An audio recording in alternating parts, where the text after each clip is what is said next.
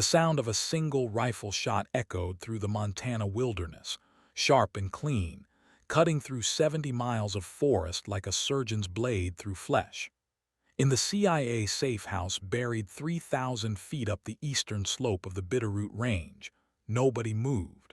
The radio crackled once, twice, then delivered its message in a voice cold enough to frost glass. Target down, Viper 1 eliminated, package secured. Commander Jake Briggs stood motionless at the tactical display, his broad shoulders filling the doorway between the operations room and the communications hub. 40 years old, 22 of them spent in uniform, the last 8 in positions where he gave orders that ended lives or saved them. Delta Force had carved the uncertainty out of him during his 20s. 2 tours in Iraq and 3 in Afghanistan had burned away whatever softness remained. What stood now was muscle memory and scar tissue wrapped around bone, a man who knew exactly who he was and what he could do. He turned slowly, his eyes moving past Captain Sarah Hayes at the intelligence terminal, past Marcus Webb checking ammunition loads at the weapons rack, past Derek Chen hunched over his laptop with headphones blocking out everything except encrypted data streams. His gaze settled on the woman standing in the corner of the room, holding a mission briefing folder against her chest like a schoolteacher with a gradebook. Emma Reeves, 32 years old according to her contractor file, risk analyst, 14 months of consulting work for various alphabet agencies, nothing impressive, nothing that explained why she was standing in this room with 7 of the most experienced covert operators currently drawing breath on American soil. Security consultant. Briggs let the words roll around in his mouth like bad whiskey, tasting the lie. Your file shows 14 months of contractor work. You think you know something about this situation that we don't. Emma set the folder down on the table with deliberate precision, each corner aligned, her movements economical in a way that suggested either military training or obsessive-compulsive disorder. When she spoke, her voice carried none of the deference civilians usually brought into rooms full of armed professionals. He's not dead, and in 22 minutes he'll know exactly where we are. The room temperature seemed to drop 5 degrees. Sarah Hayes looked up from her computer screen, blonde hair pulled back in a regulation bun that hadn't moved in the 6 hours since they'd deployed to this location. Marine Corps intelligence, 12 years active duty, specialty in signals analysis and behavioral prediction. She had a master's degree in psychology from Georgetown and a scar on her left forearm from a knife fight in Mogadishu that she'd never put in any official report. Wraith has been dead for 6 years, Sarah said, her fingers already pulling up classified files on her secondary monitor. Operation Nightfall. Entire unit declared KIA when the safe house collapsed. Psychological profile suggested he couldn't have survived the injuries sustained during extraction failure. Emma didn't move from her position near the wall, didn't shift her weight, didn't cross her arms defensively. She simply stood there with the stillness of someone comfortable being watched by dangerous people. He survived, and he's been planning this for 72 months. Marcus Webb turned from the weapons rack, his massive frame making the room feel smaller. 6'4", 240 pounds, former Navy SEAL with hands that could crush a man's windpipe or assemble a precision rifle in total darkness. He'd been the one to carry a wounded teammate 11 miles through enemy territory in Helmand Province, the one who'd held off 30 Taliban fighters for 40 minutes while an extraction team repositioned, the one who'd earned 3 Purple Hearts and never mentioned them to anyone. Lady's been watching too many movies, Marcus said, but his tone carried curiosity instead of contempt. This is real intelligence work, not Hollywood fantasy. Emma finally moved, walking to the tactical display where satellite imagery showed a compound buried in the Bitterroot National Forest, 40 miles from their current position. Her finger touched the screen without hesitation, pointing to terrain features that shouldn't be visible on standard reconnaissance imagery. Your rescue plan uses the main valley approach. 3 clicks through open terrain, minimal cover, predictable insertion point. He'll know you're coming before you clear the first ridge. Briggs felt something shift in his chest, some instinct honed across 2 decades of keeping men alive in places where death waited behind every decision. He moved closer to the display, studying the route his team had planned, seeing it suddenly through different eyes. And you know this how? Because he taught me. The words landed like a grenade, with the pin already pulled. Patricia Navarro, the operations coordinator with silver hair and wire-rimmed glasses that made her look like someone's grandmother, instead of a woman who'd coordinated black operations across 4 continents, adjusted those glasses and spoke with the authority of someone used to being obeyed. CIA doesn't need amateur hour. We have protocols for a reason. Emma's response came without hesitation, without heat, as calm as someone ordering coffee. Your protocols were written by people who never faced Wraith. They'll get your people killed in approximately 18 minutes. Briggs pulled his phone from his tactical vest, the secure device showing an incoming message from Langley. He read it once, then read it again, his jaw tightening almost imperceptibly. Background check acceleration just came back. Your security clearance is higher than mine, substantially higher. The room's atmosphere changed like pressure dropping before a storm. Sarah's fingers stopped moving across her keyboard. Marcus straightened from his relaxed position against the wall. Derek pulled his headphones down around his neck, suddenly paying attention to something happening outside his digital universe. Emma looked around the room, meeting each person's eyes in turn. When she spoke, her voice carried knowledge that made grown operators feel like children playing soldier. Budapest Protocol, Prague Extraction, Damascus Infiltration, all Wraith operations, all classified beyond standard access, all supposedly erased from every database. Derek's computer suddenly erupted with alerts, multiple screens flashing security warnings as his search queries triggered automated defenses. His technical expertise barely kept pace with the flood of data. Those operation names don't exist in any system I can access. He looked up, confusion and suspicion warring across his face. How do you know them? Because I was there. The confession hung in the air like smoke from a battlefield, acrid and impossible to ignore. Briggs set his phone down, his full attention now focused on the woman who'd walked into their safe house as a simple consultant and was systematically dismantling their assumptions about what was possible. If you were involved in those missions, that would make you considerably more than a risk analyst. Emma's response was deliberately vague, but her knowledge was anything but uncertain.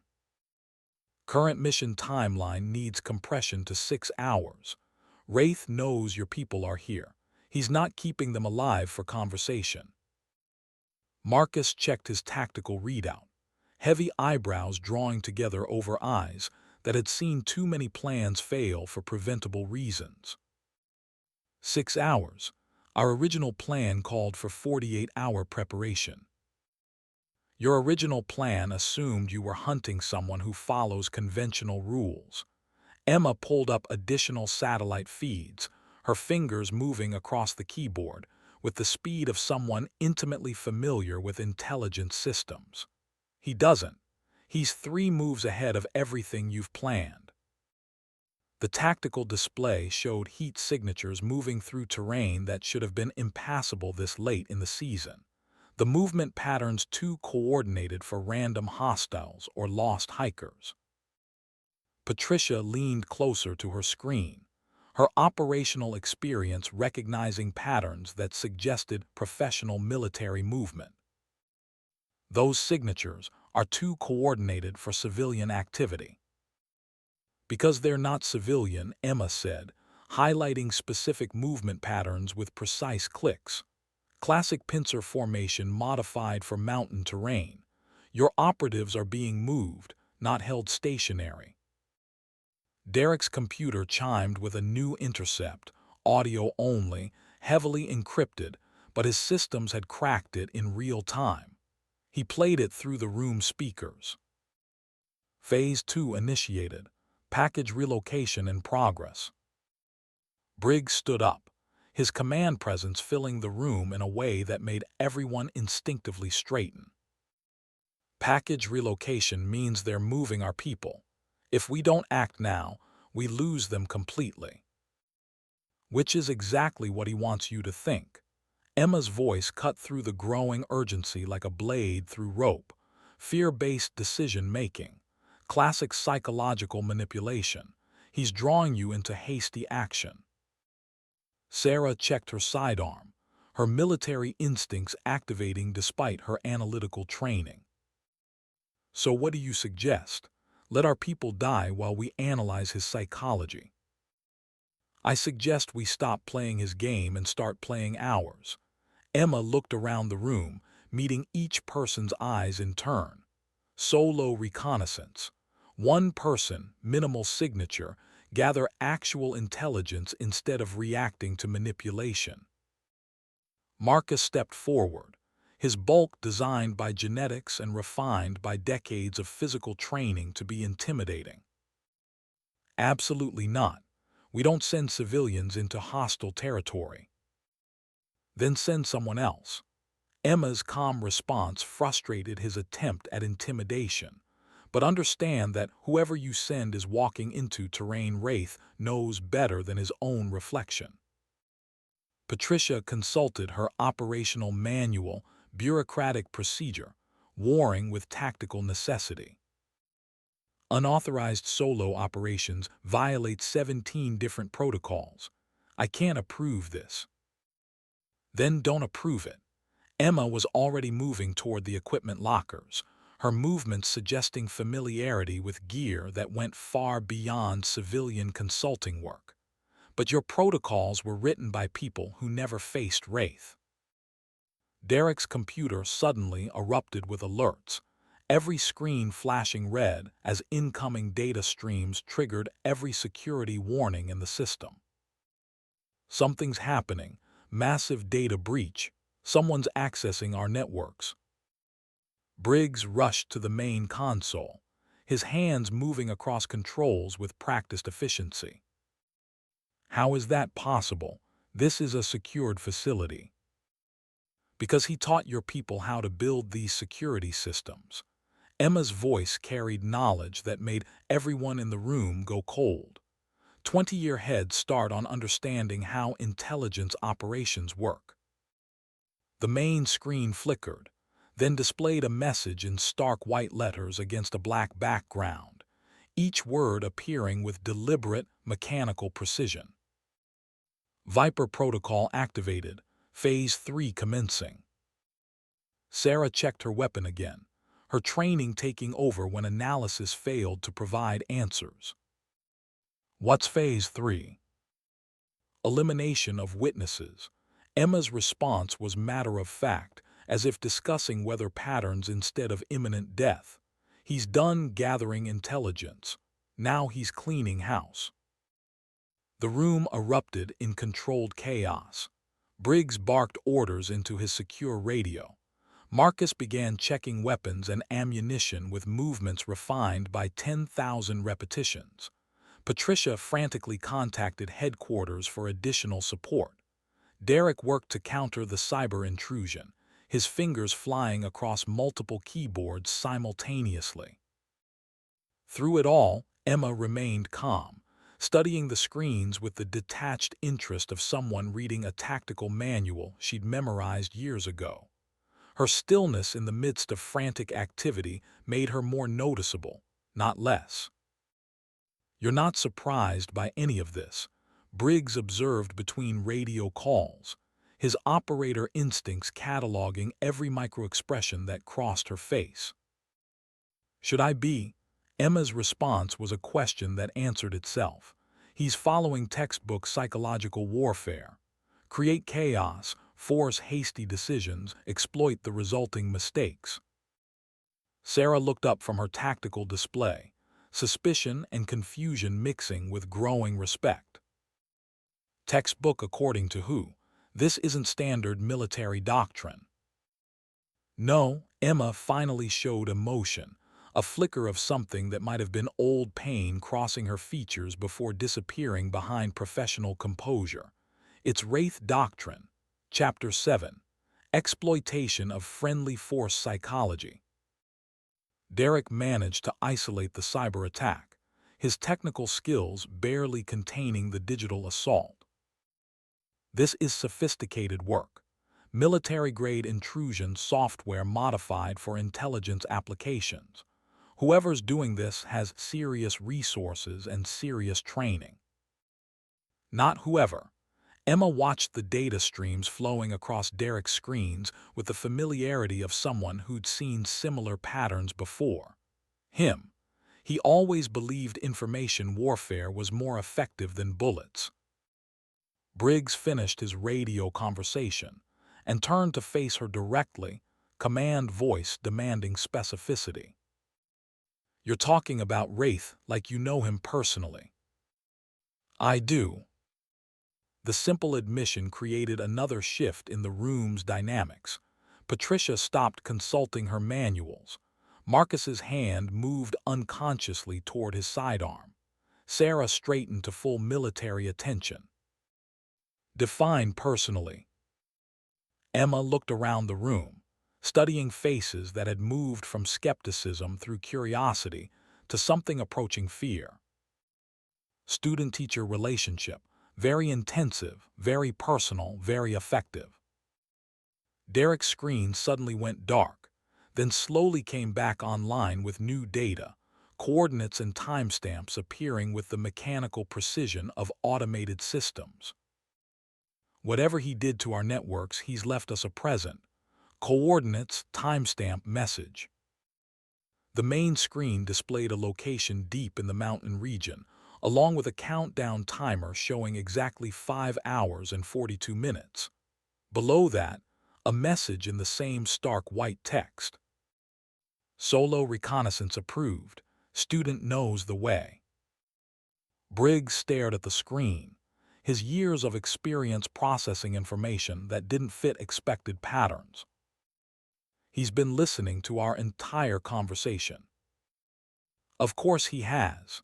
Emma checked her equipment with practiced efficiency, movements suggesting muscle memory built over years of repetition. He probably helped design your communication protocols. 20-year head start, remember. Sarah pulled up topographical data for the coordinates, her analytical mind already calculating obstacles and risks. This is a 14-kilometer approach through hostile terrain. Even with optimal conditions, there's no way to make it in under 6 hours. Unless you know the shortcuts. Emma was already putting on tactical gear that seemed to appear from equipment lockers she shouldn't have had access to. Which I do. Marcus blocked her path to the exit, his size and presence designed to intimidate. I don't care what kind of training you have. Nobody goes alone into that terrain. It's suicide.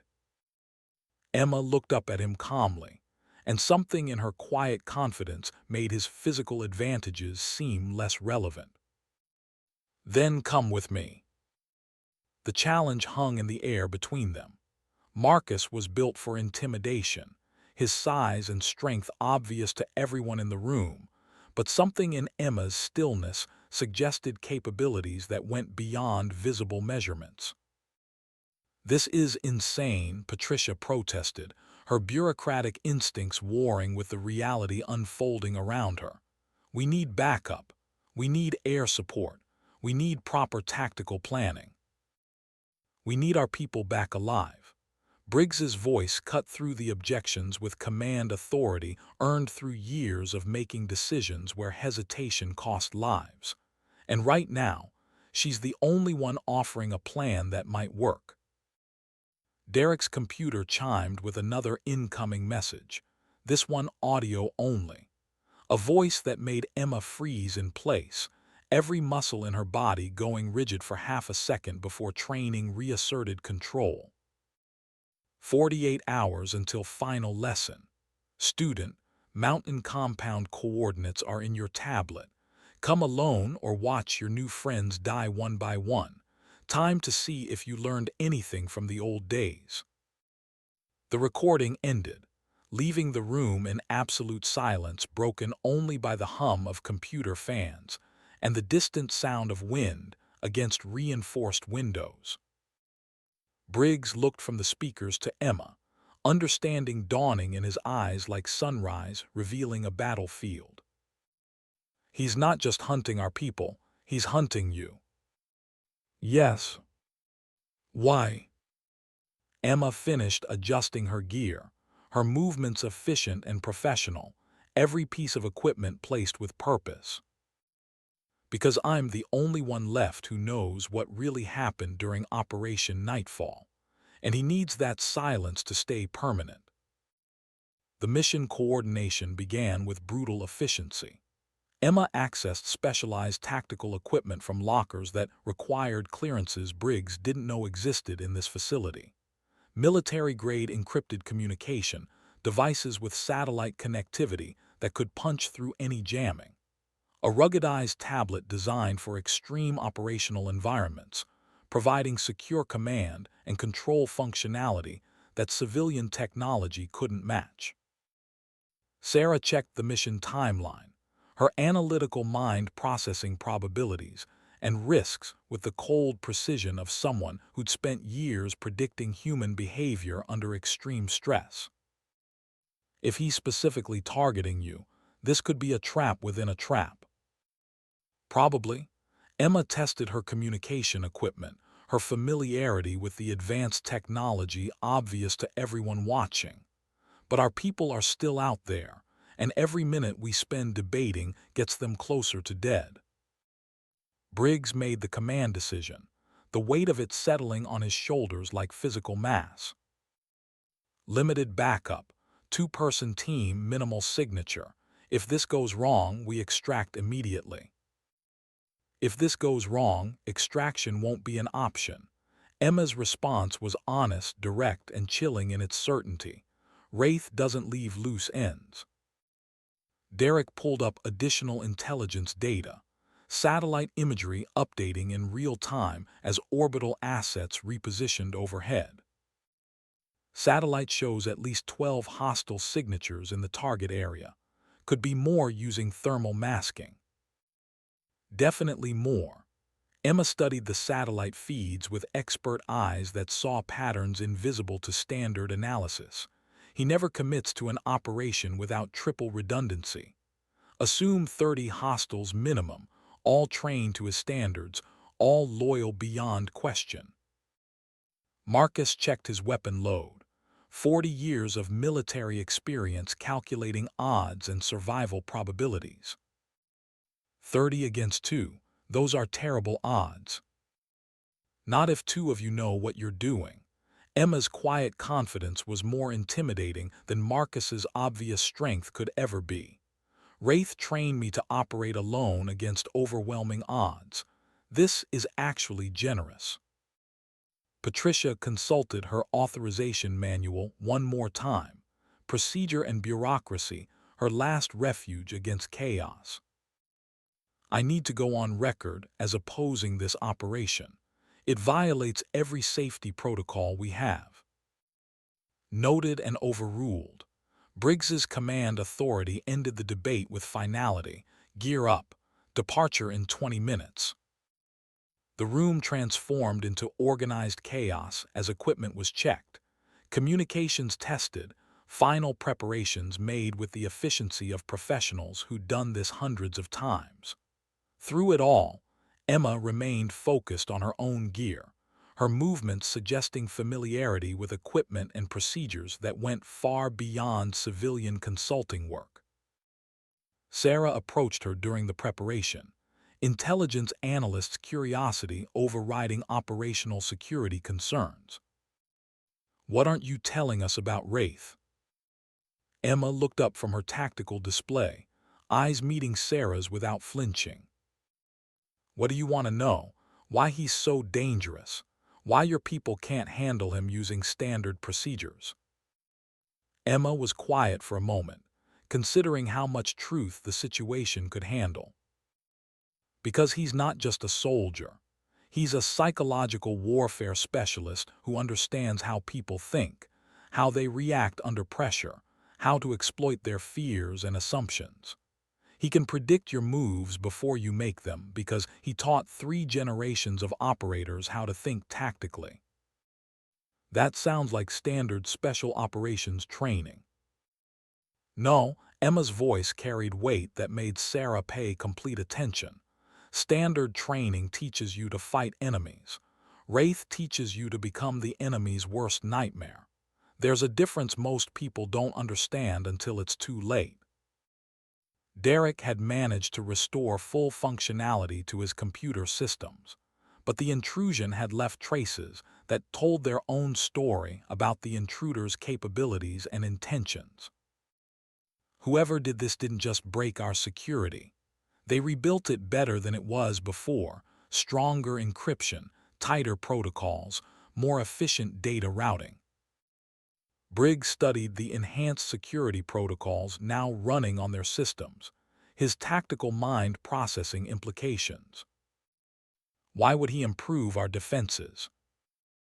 "Because he wants this to be a fair fight."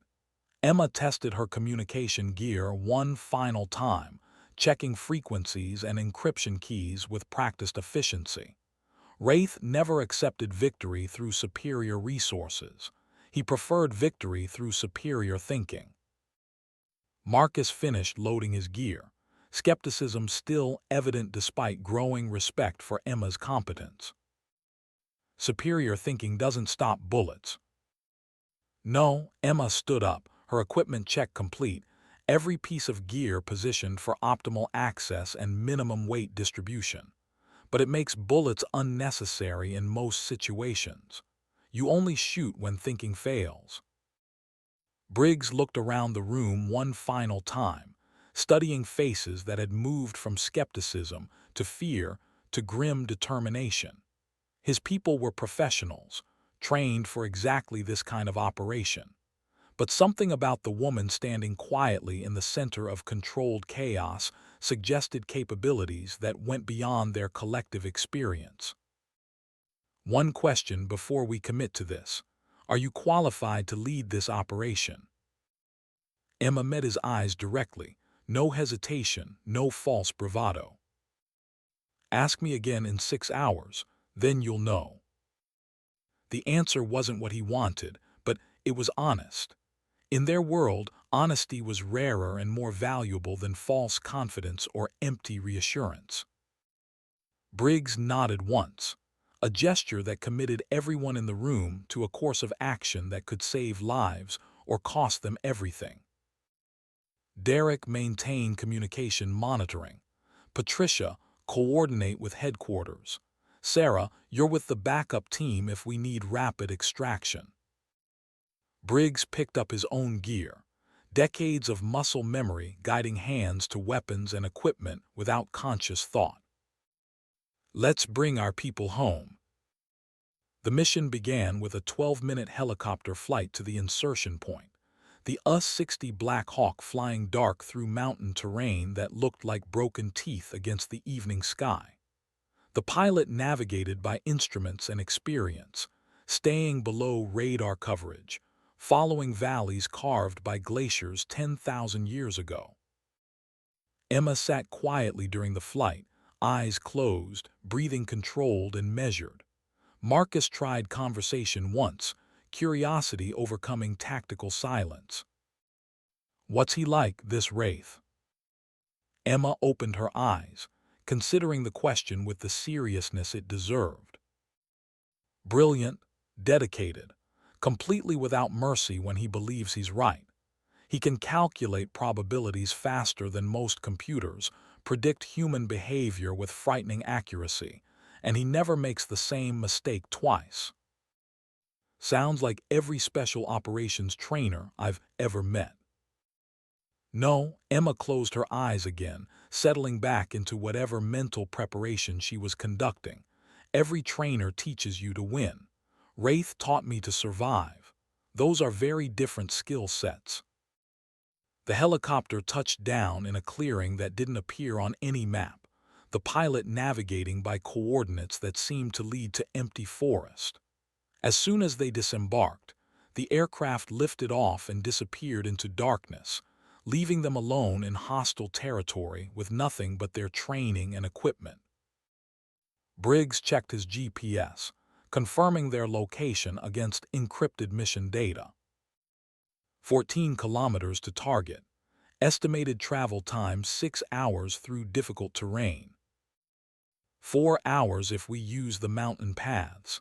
Emma was already moving, her night vision equipment activated, movement confident despite total darkness. Wraith taught me shortcuts through this region. When? Long time ago.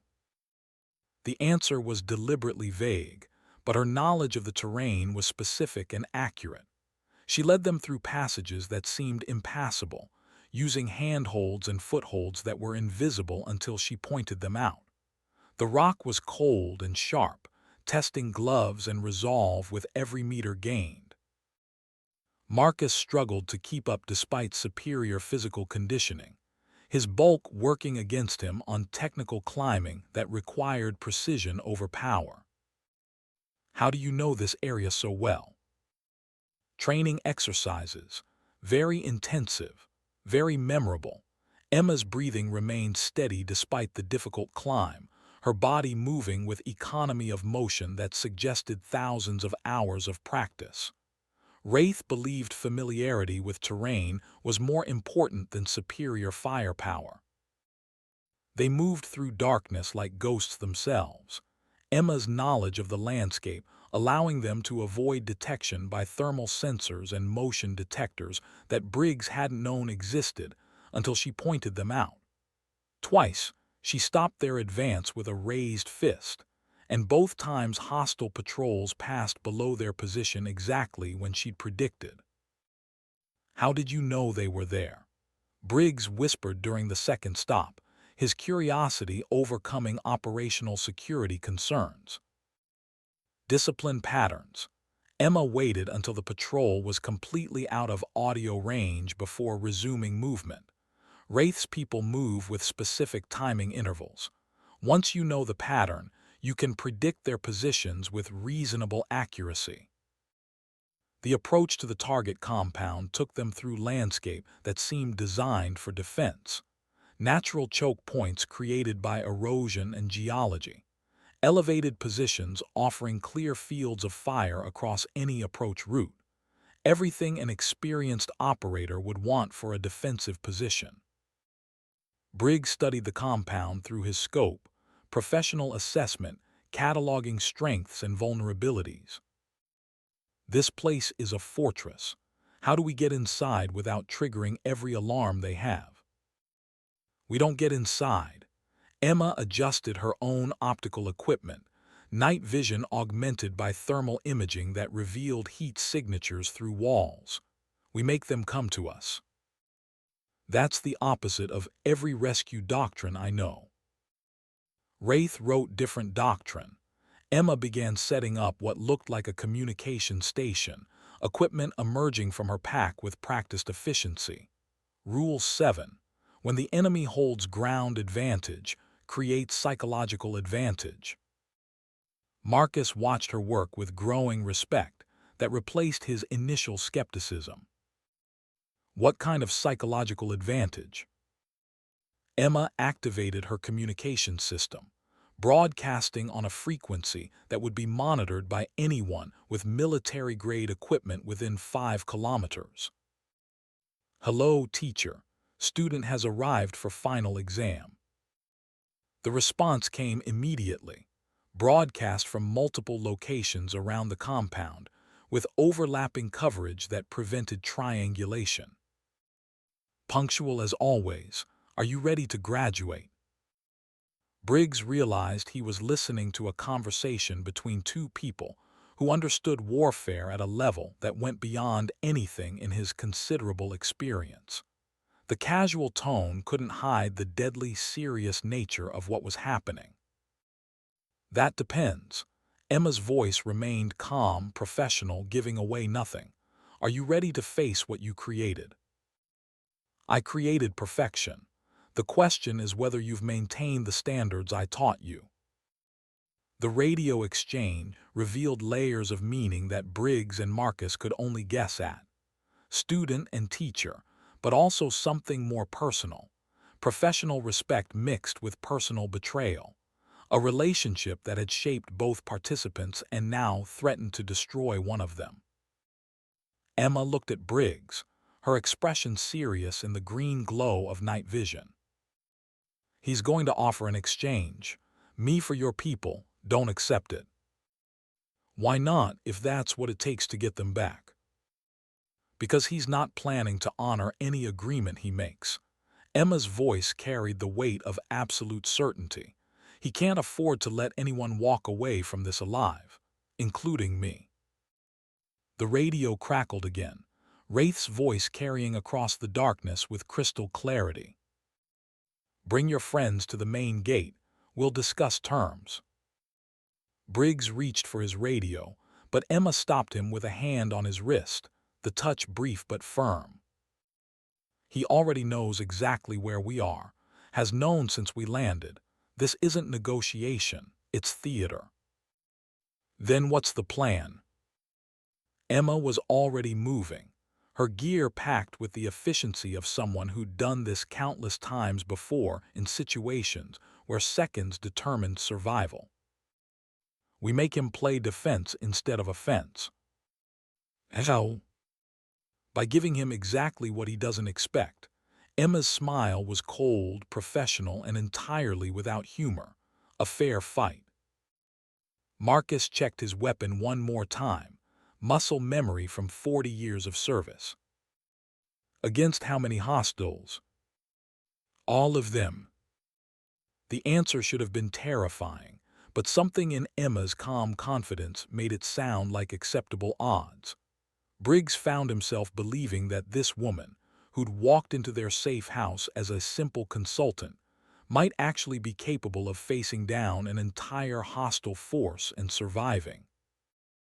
As they prepared for what would undoubtedly be the most dangerous operation any of them had ever attempted, Briggs realized that everything he thought he knew about warfare, about tactics, about survival, was about to be tested by someone who had learned from a teacher who'd spent 20 years refining the art of impossible operations. The mountain compound ahead of them held 3 missing operatives, an unknown number of hostile forces, and a legendary operator who had supposedly died 6 years ago. Between them and that fortress stood only their training, their equipment, and a woman whose true identity was still a mystery wrapped in classified files and vague answers. Briggs looked at Emma one more time, commander's instinct demanding final confirmation before committing lives to action. Any final advice before we go in? She checked her equipment one last time, movements precise and professional, every gesture economical and purposeful. Remember everything I've taught you in the last 6 hours. Forget everything you thought you knew before that. And if things go wrong?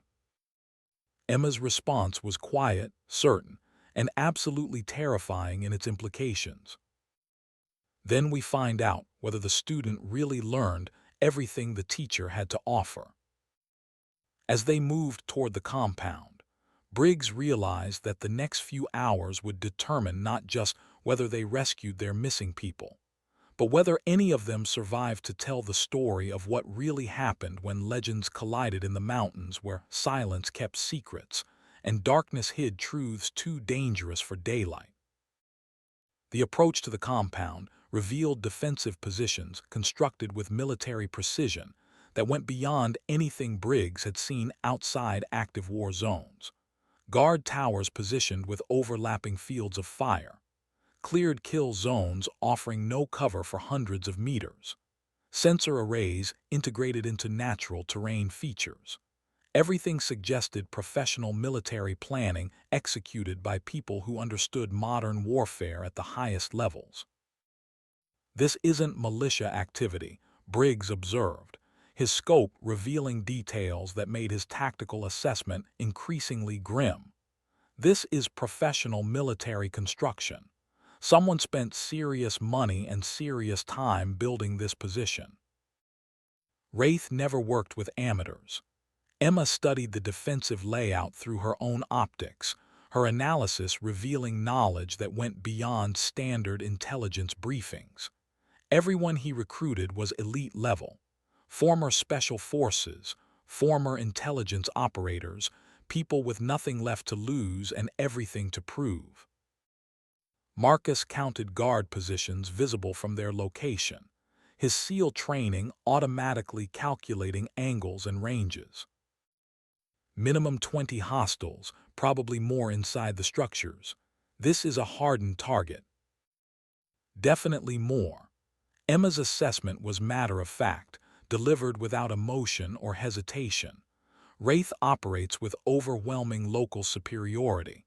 He'll have at least 40 people here, all trained to standards that exceed most national military units.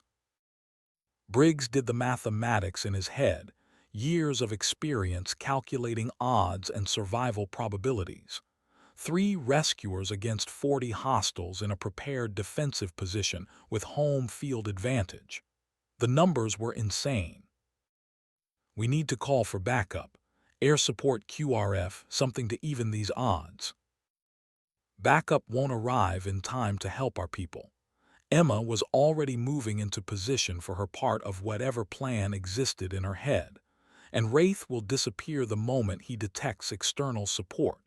He's been evading national intelligence agencies for 6 years. He knows how to vanish. Then how do we do this? Emma's radio crackled with an incoming transmission, the voice she'd been expecting cutting through the mountain silence. Student, time for your final examination. Bring your friends to the front gate. Let's discuss graduation requirements. She keyed her radio to respond, her voice carrying none of the tension that Briggs could see in her shoulders. Teacher, I'm ready for my test, but my friends stay here. That wasn't part of our agreement. We don't have an agreement, we have a debt to settle. The radio went silent for several minutes. When Wraith's voice returned, it carried a different tone, less theatrical, more personal, the sound of someone speaking truth instead of playing games.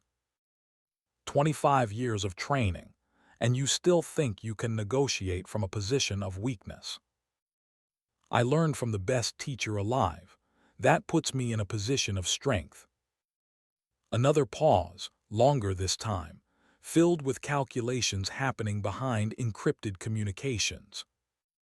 Main compound. 1 hour. Come alone or watch your people die slowly. I'll send you pieces to motivate faster movement. Emma turned off her radio and looked at Briggs, her expression revealing nothing except professional assessment. That's our opening. He's expecting me to come alone. Instead, we're going to give him something he's never faced before. Which is a student who learned to think like the teacher, but chose to remain human instead of becoming a perfect machine. Briggs wasn't entirely sure what that meant, but the confidence in her voice suggested she had a plan that went beyond anything he could understand with his conventional military training.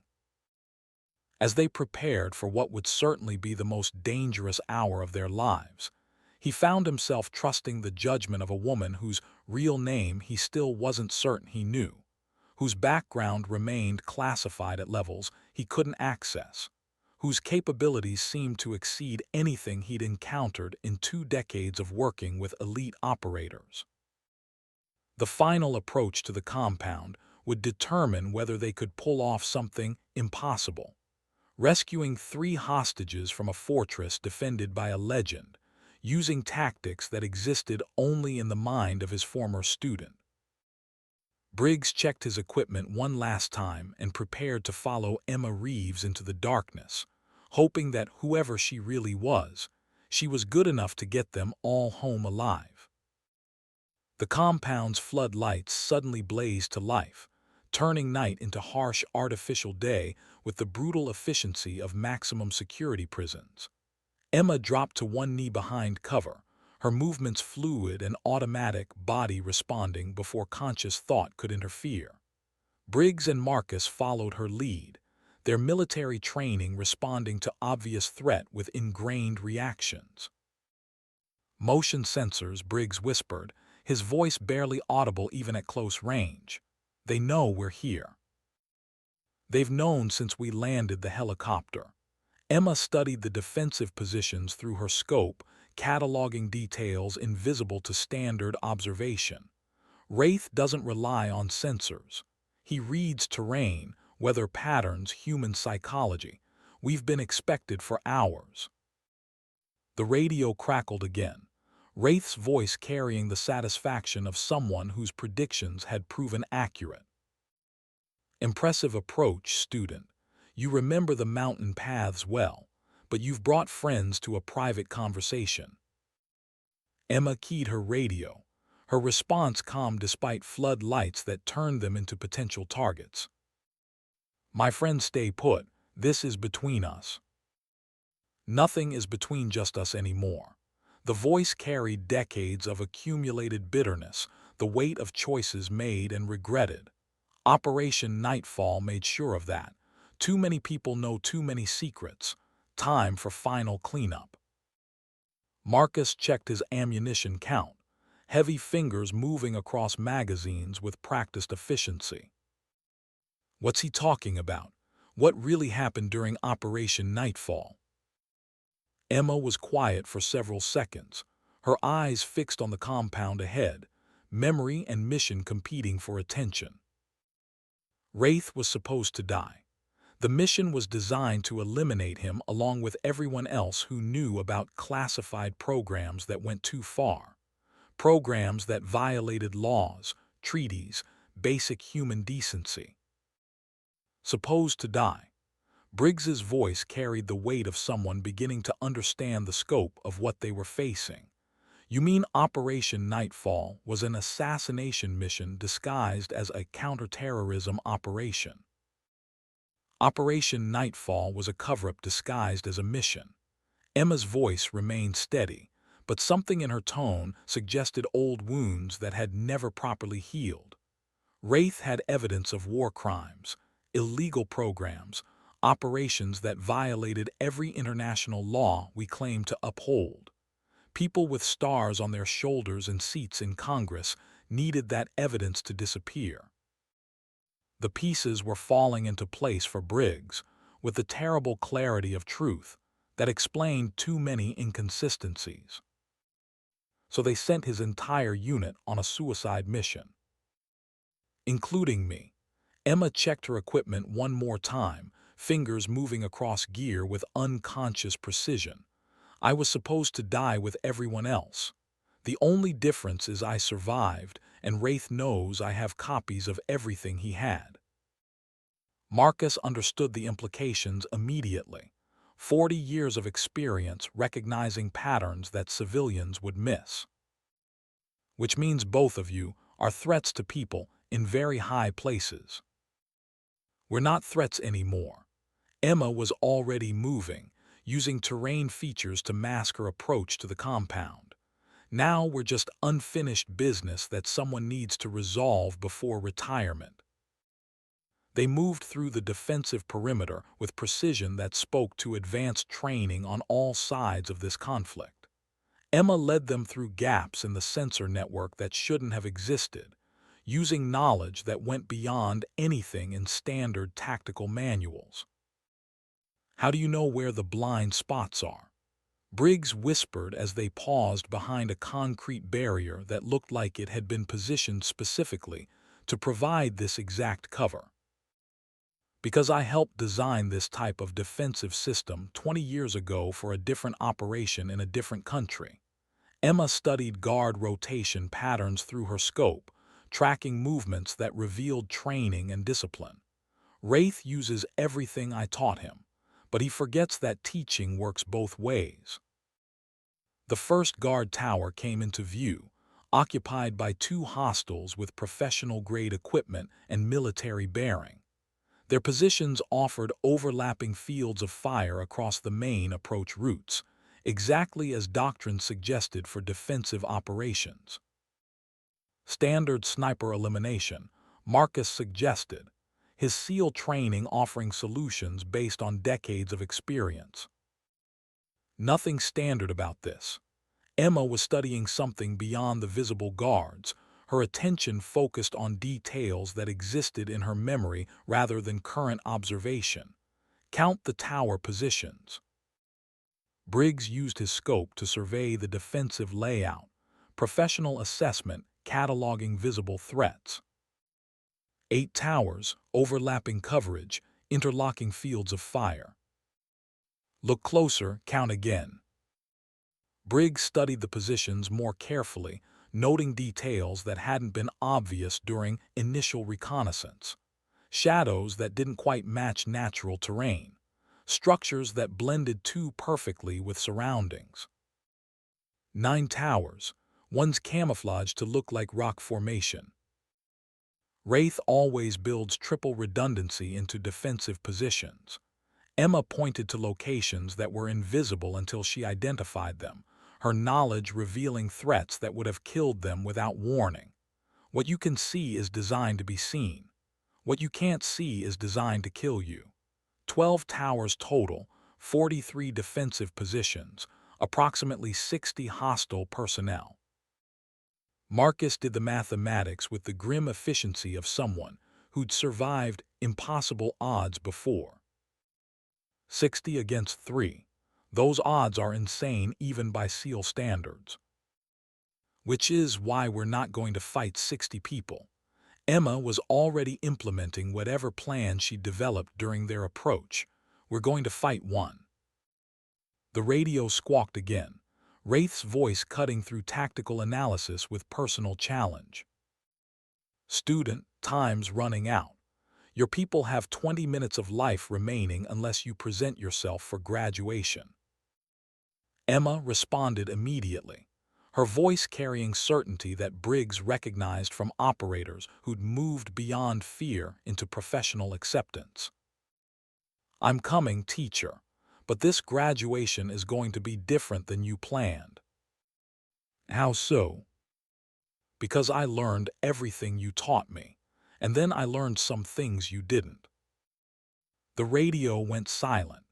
Briggs realized he was listening to a conversation between two people who understood warfare at a level that went beyond his considerable experience. The professional respect was obvious, but so was the deadly serious nature of their conflict. What did you learn that he didn't teach? Briggs asked, his curiosity overcoming operational security concerns. That winning isn't the same as surviving. Emma checked her communication equipment one final time, fingers moving across controls with practiced efficiency. And surviving isn't the same as being human. Wraith taught me to be perfect at eliminating threats. I had to learn to be better than perfect. Marcus looked confused, his practical mind struggling with abstract concepts. How do you get better than perfect? By choosing what you're perfect at. Emma was moving again, her approach to the compound methodical and precisely calculated. Wraith is perfect at eliminating threats. I'm perfect at protecting people. Those are very different skill sets that require very different thinking. They reached the outer perimeter of the compound's defenses. Up close, the sophistication of the defensive positions was even more obvious. This wasn't improvised fortification or militia enthusiasm. This was military engineering executed by professionals with access to resources that exceeded most small nations. Motion sensors, thermal imaging, overlapping fields of fire. Briggs cataloged the defensive systems with professional appreciation for competent work. How do we get through this without triggering every alarm they have? We don't get through it. Emma pointed to a cliff face that rose above the compound, rock face nearly vertical, no obvious handholds visible in the darkness. We go over it. Marcus studied the cliff through his scope, his SEAL training recognizing the challenge. That's a 70-foot vertical climb. No ropes, no protection, no margin for error. Which is why he won't expect it. Emma was already beginning the climb, her movements confident despite the obvious danger. Wraith trained me for impossible approaches. This is just difficult. The climb took 40 minutes of precise movement across rock faces that offered minimal handholds. Emma led the way, her knowledge of the terrain allowing her to find paths that were invisible from ground level. Briggs and Marcus followed, their respect for her capabilities growing with every impossible move she made. From the top of the cliff, they could see into the compound. 3 buildings arranged around a central courtyard, defensive positions integrated into the architecture with the seamless efficiency of professional military construction. "Where are our people?" Briggs whispered, his command responsibility demanding confirmation that the mission objective still existed. Emma pointed to the central building, her finger indicating a structure that looked like it extended underground. Underground level. Wraith always keeps high-value assets below ground where they can't be extracted without going through him first. Marcus studied the building layout, calculating approaches and obstacles. How do we get down there without triggering every alarm they have? We don't avoid the alarms. Emma was setting up communication equipment again, her movements suggesting a plan that went against every tactical doctrine Briggs had learned. We use them. She activated her radio on a frequency that would be monitored throughout the compound, her broadcast deliberate and loud. Wraith, student requesting permission to enter for final examination. The response came immediately, the voice carrying satisfaction that suggested expectations being met. Permission granted, main entrance come alone. Negative, I'm bringing witnesses to graduation. That violates the terms of our agreement. We don't have an agreement. Emma's voice carried absolute certainty, the sound of someone who'd made decisions and accepted consequences. We have a reckoning, 25 years in the making. Briggs realized that this wasn't just a rescue mission anymore. This was personal conflict between 2 people who had shaped each other's understanding of warfare, and now found themselves on opposite sides of a battle that only one of them could survive. What's the real plan? Briggs asked quietly, his command instinct demanding clarity before committing to action. The real plan is that Wraith thinks he's hunting me. Emma checked her equipment one final time, every movement economical and purposeful. Actually, I'm hunting him. Everything else is misdirection. They descended into the compound, using rope techniques that put them inside the defensive perimeter without triggering motion sensors. Professional-level infiltration that spoke to training beyond anything Briggs had experienced in Delta Force. The central courtyard was empty, but lights in windows suggested occupied buildings. Too quiet for a facility that supposedly held 60 hostile personnel. "Where is everyone?" Marcus whispered, his SEAL instincts recognizing wrong patterns. "Waiting." Emma moved across the courtyard with purposeful strides, making no attempt at concealment. Wraith is theatrical. He wants this to look like a formal confrontation between teacher and student. The main building's door opened as they approached. A figure silhouetted against interior lighting gestured for them to enter. Briggs couldn't make out details, but something about the person's posture suggested military bearing and absolute confidence earned through decades of surviving impossible situations. Student, punctual as always. The voice belonged to Wraith, but seeing him in person added dimensions that radio communication couldn't convey. Tall, lean, with silver hair and eyes that seemed to catalog everything in his field of vision simultaneously. Professional military bearing despite civilian clothes. Surgical scars on his hands visible even from distance. Teacher, Emma's response was respectful but not differential, the tone of someone addressing an equal. You look well for a dead man. Death is a state of mind. I chose life instead. Wraith gestured toward the interior of the building with movements that suggested complete control of the environment. Shall we discuss your final examination? Briggs and Marcus flanked Emma as they entered the building. The interior was professionally furnished but utilitarian. Maps covering walls. Communication equipment that exceeded military standards. Tactical displays showing real-time surveillance feeds. Everything suggested an active military command center run by someone with serious resources. Your friends can wait here. Wraith indicated chairs positioned against one wall, the placement suggesting they'd been positioned specifically for this moment. Our conversation is private. Our conversation is finished. Emma remained standing in the center of the room, her posture relaxed but ready. I'm here for my people. Release them and we'll leave. Wraith smiled, the expression carrying no warmth, just professional appreciation for predictable behavior. Your people are perfectly safe. They're part of your final examination. What kind of examination? The kind that determines whether you learned everything I taught you about making hard choices. Wraith activated a wall display showing surveillance footage from below the building. 3 figures in civilian clothes, alive, clearly prisoners but apparently unharmed. Briggs recognized them immediately. The 3 missing operatives, the reason they were here, the mission objective that had brought them into this nightmare.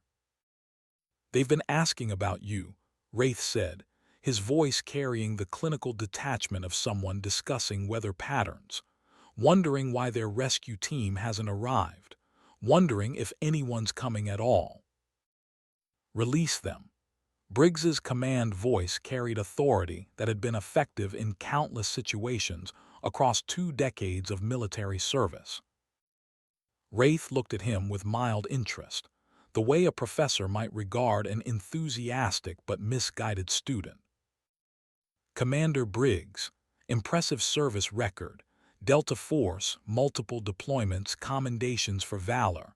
Unfortunately, you're not qualified to give orders here. I'm qualified to protect American personnel. American personnel. Wraith's voice carried amusement that bordered on contempt. Do you know what your government was willing to do to protect American personnel during Operation Nightfall? Briggs looked at Emma, beginning to understand that the situation was more complex than a simple rescue mission. Tell him, student. Tell him what his government considers acceptable casualties when protecting secrets becomes more important than protecting people. Emma remained silent, her attention focused on the surveillance display showing their captured people. Operation Nightfall was designed to eliminate 12 American operatives who had evidence of war crimes committed by senior military officials. Wraith activated additional displays showing classified documents, photographs, operational reports that should never have existed, including your student here. Briggs studied the documents, his understanding of the situation shifting with each page. These showed systematic elimination of witnesses to illegal operations, black sites, enhanced interrogation, rendition flights, all the things that happened in shadows and were never supposed to see daylight. Exactly. Wraith's voice carried the weight of someone who'd carried terrible knowledge for too long, and your student survived elimination that was specifically designed to ensure no witnesses remained alive. She walked out of hell when everyone else burned. Marcus checked his weapon, his soldier's instincts responding to increasing tension that filled the room like smoke. Dangerous to who? To everyone who wants Operation Nightfall to stay buried. Wraith pulled up additional files, each one revealing another layer of conspiracy and cover-up, including the people who sent you here tonight. This isn't a rescue mission, Commander. This is another elimination attempt. They're just using you to do their dirty work. Briggs felt the ground shifting beneath everything. He thought he understood about duty, mission, chain of command. Are you saying this rescue mission is actually another attempt to eliminate witnesses? I'm saying that some secrets are worth more than individual lives. Wraith looked directly at Emma, and something in his expression suggested pride mixed with regret. The question is whether my student has learned that lesson, whether she understands that sometimes you have to kill people to save them. Emma finally spoke, her voice cutting through the tension with the precision of a surgical blade. I learned a different lesson. I learned that some secrets aren't worth keeping, that protecting the truth is more important than protecting powerful people from consequences they deserve. The confrontation that had been building throughout their approach was finally reaching its resolution. Teacher and student, separated by years of different choices, now faced each other across a philosophical divide that had life or death consequences for everyone in the room. Then we have a problem. Wraith's voice carried the weight of absolute certainty, the sound of someone who'd made decisions and accepted the cost. Because those secrets are going to stay buried, along with everyone who knows them. Briggs realized that the next few minutes would determine not just whether they rescued their people, but whether any of them survived to report what they'd learned about operations that were supposed to remain classified forever. What do you want? Briggs asked, his tactical mind searching for angles, leverage, anything that could shift impossible odds. I want my student to make a choice. Wraith activated controls that brought additional surveillance displays online, showing locations across North America, each one marked with names and photographs.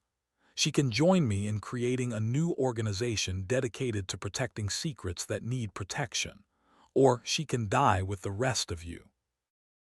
Emma studied the displays, her expression unreadable, professional mask revealing nothing. What kind of organization? The kind that prevents future Operation Nightfalls. The kind that ensures classified programs stay classified. The kind that protects national security by eliminating threats before they become problems that require massive cover-ups. You mean assassination? I mean surgical removal of cancer before it spreads.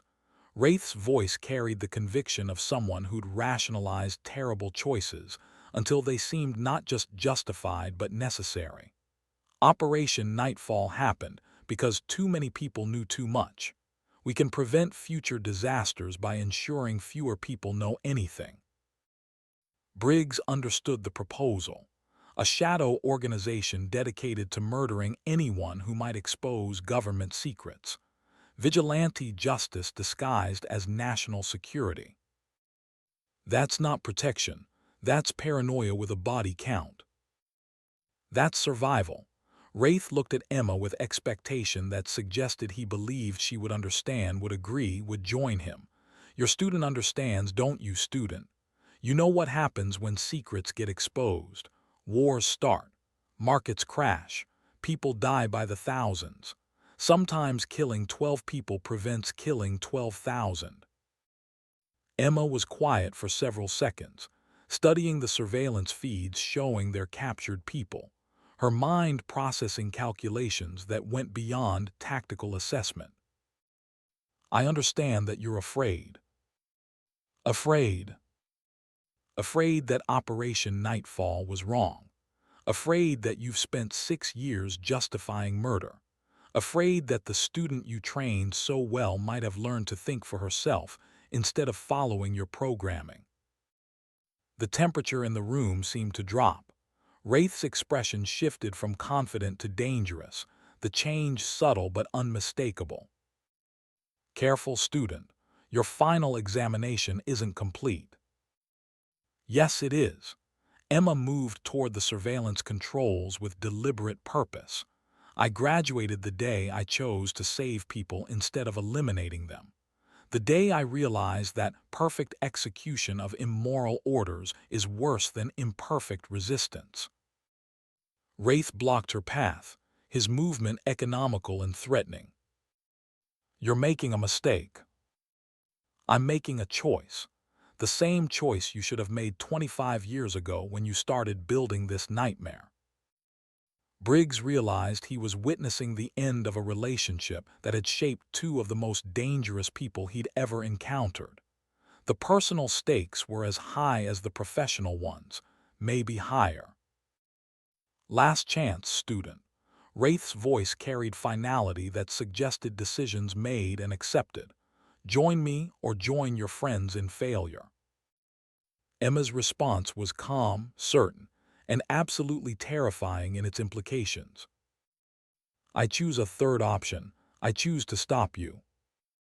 The confrontation exploded into violence with the speed of professional operators who had trained together for years and knew each other's capabilities with frightening intimacy.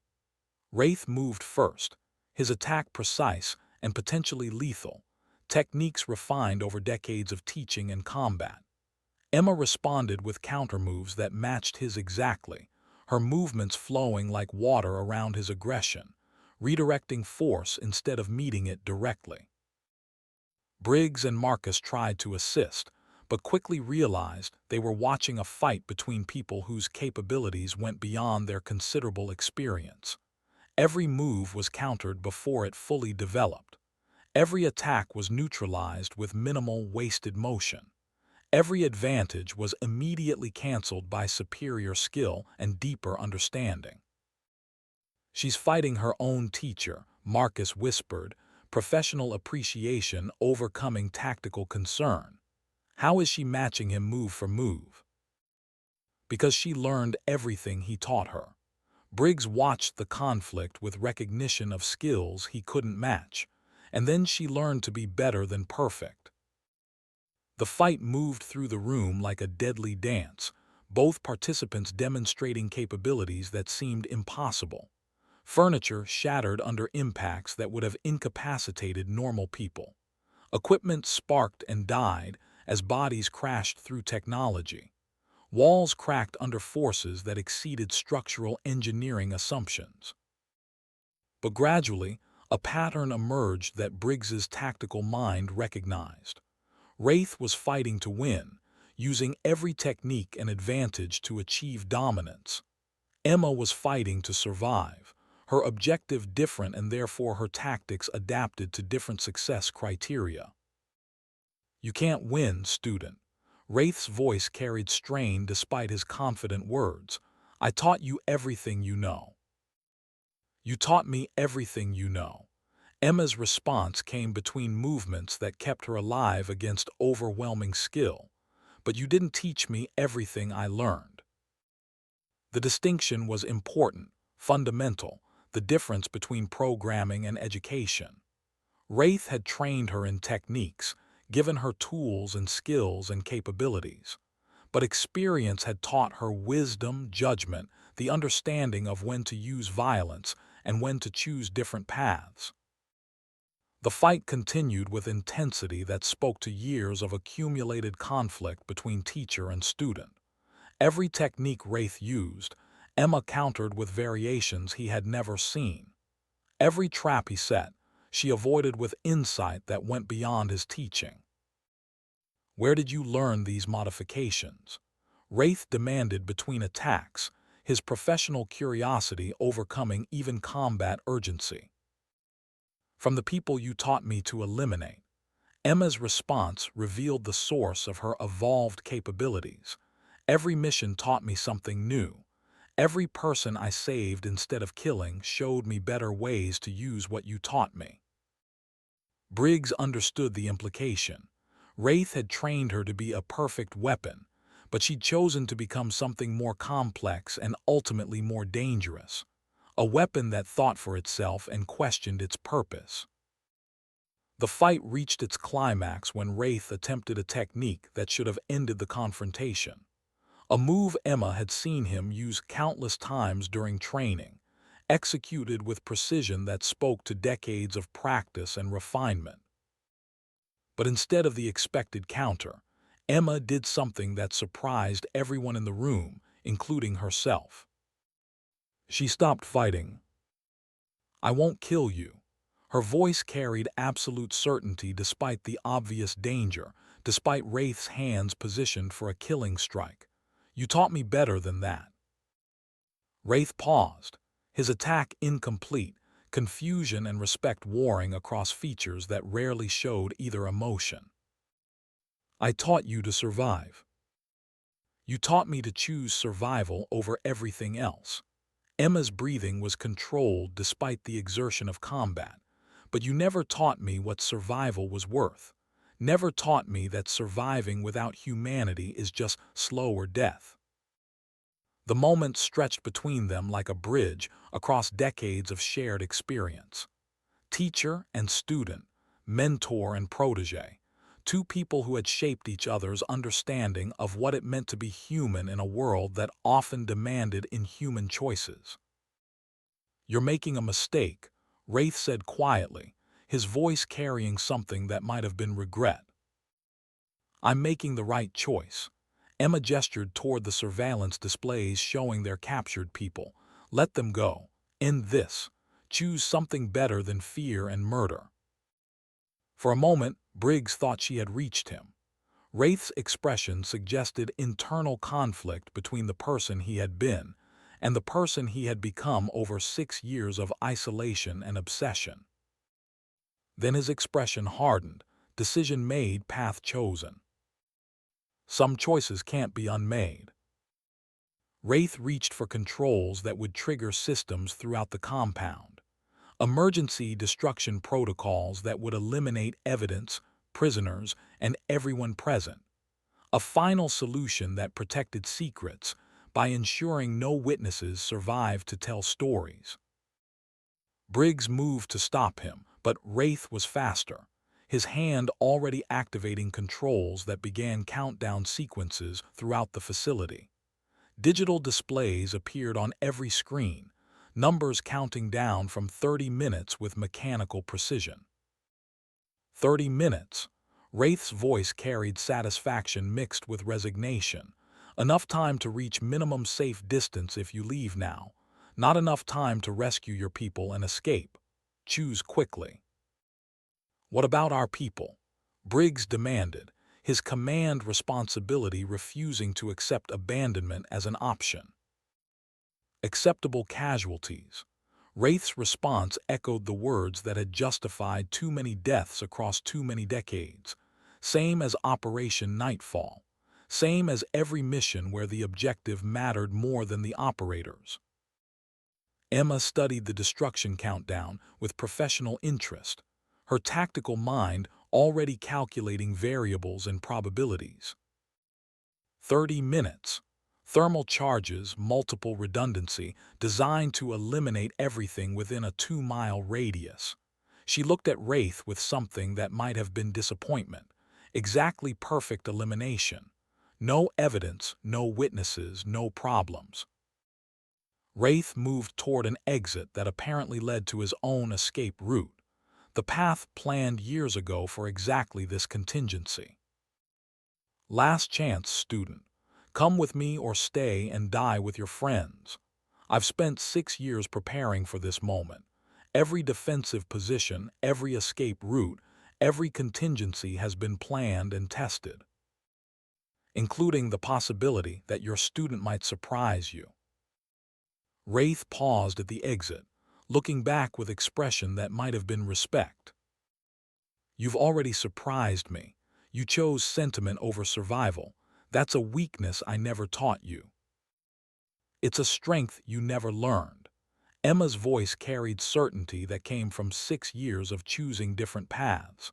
The strength to know that some things are worth dying for. Wraith left through his escape route, the exit sealing behind him with finality that suggested no pursuit would be possible.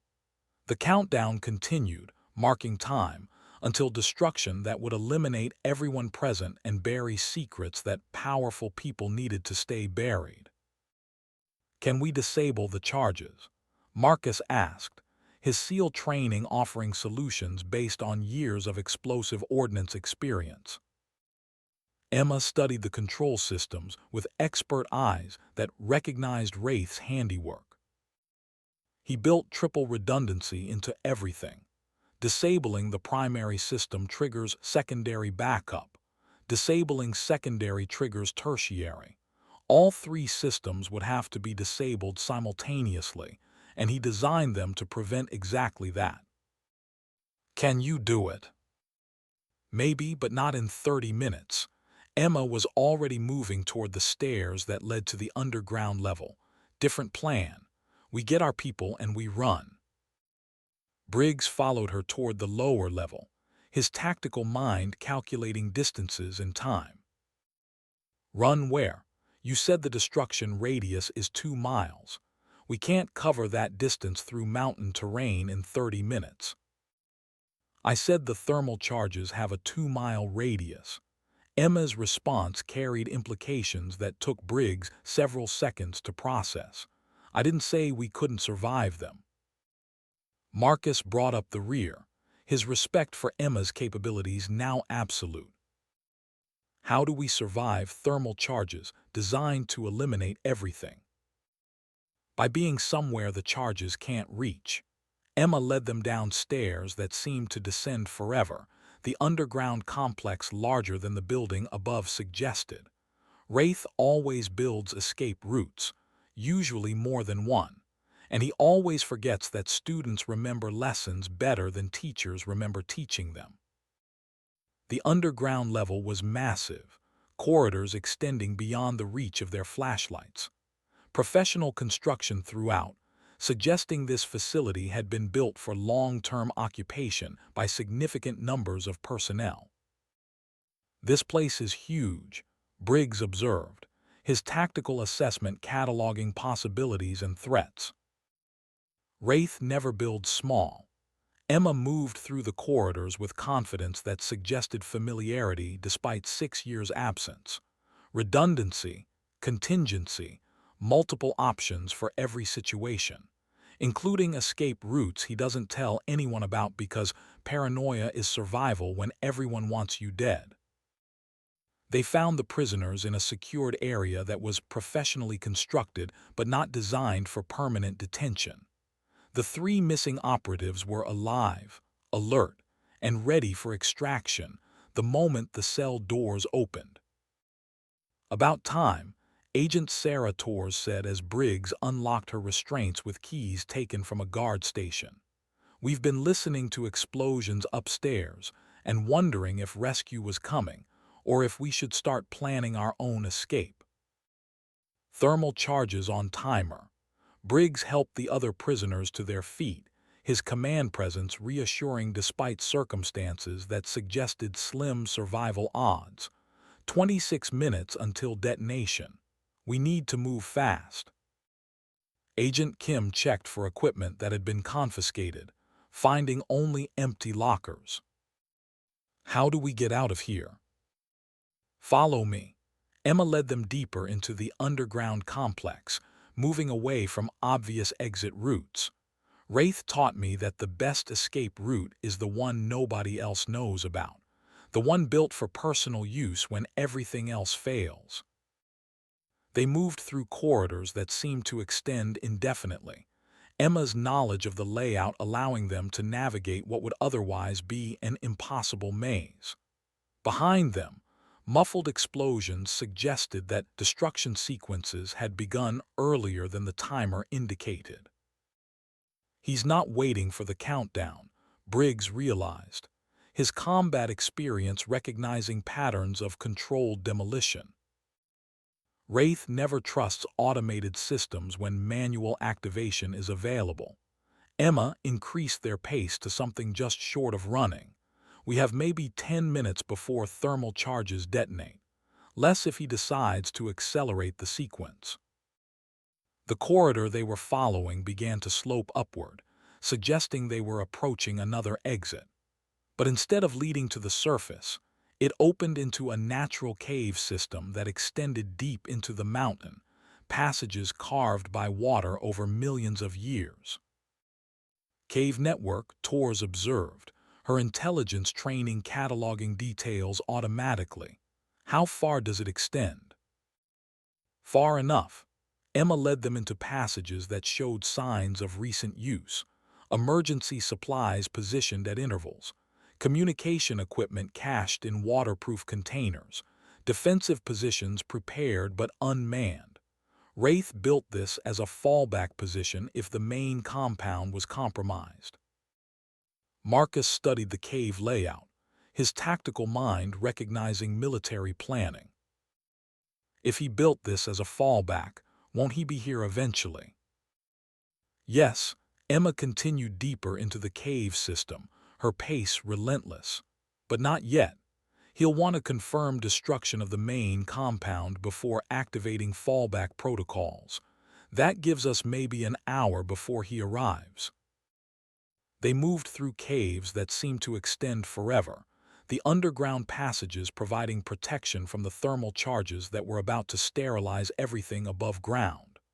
Behind them, the mountain shook as explosions eliminated the compound and everything in it.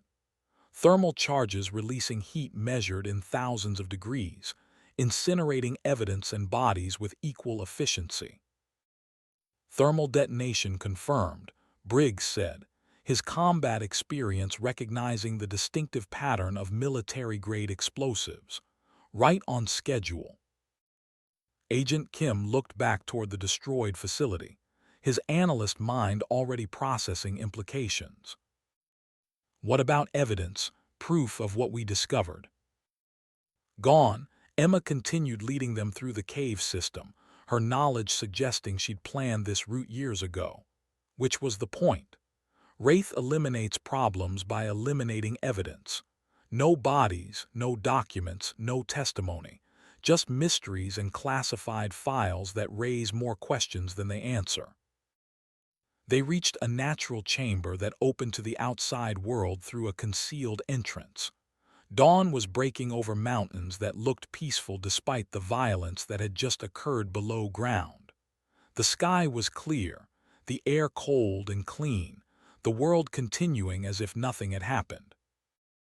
Briggs pulled out his satellite phone, checking for signal in the mountain terrain.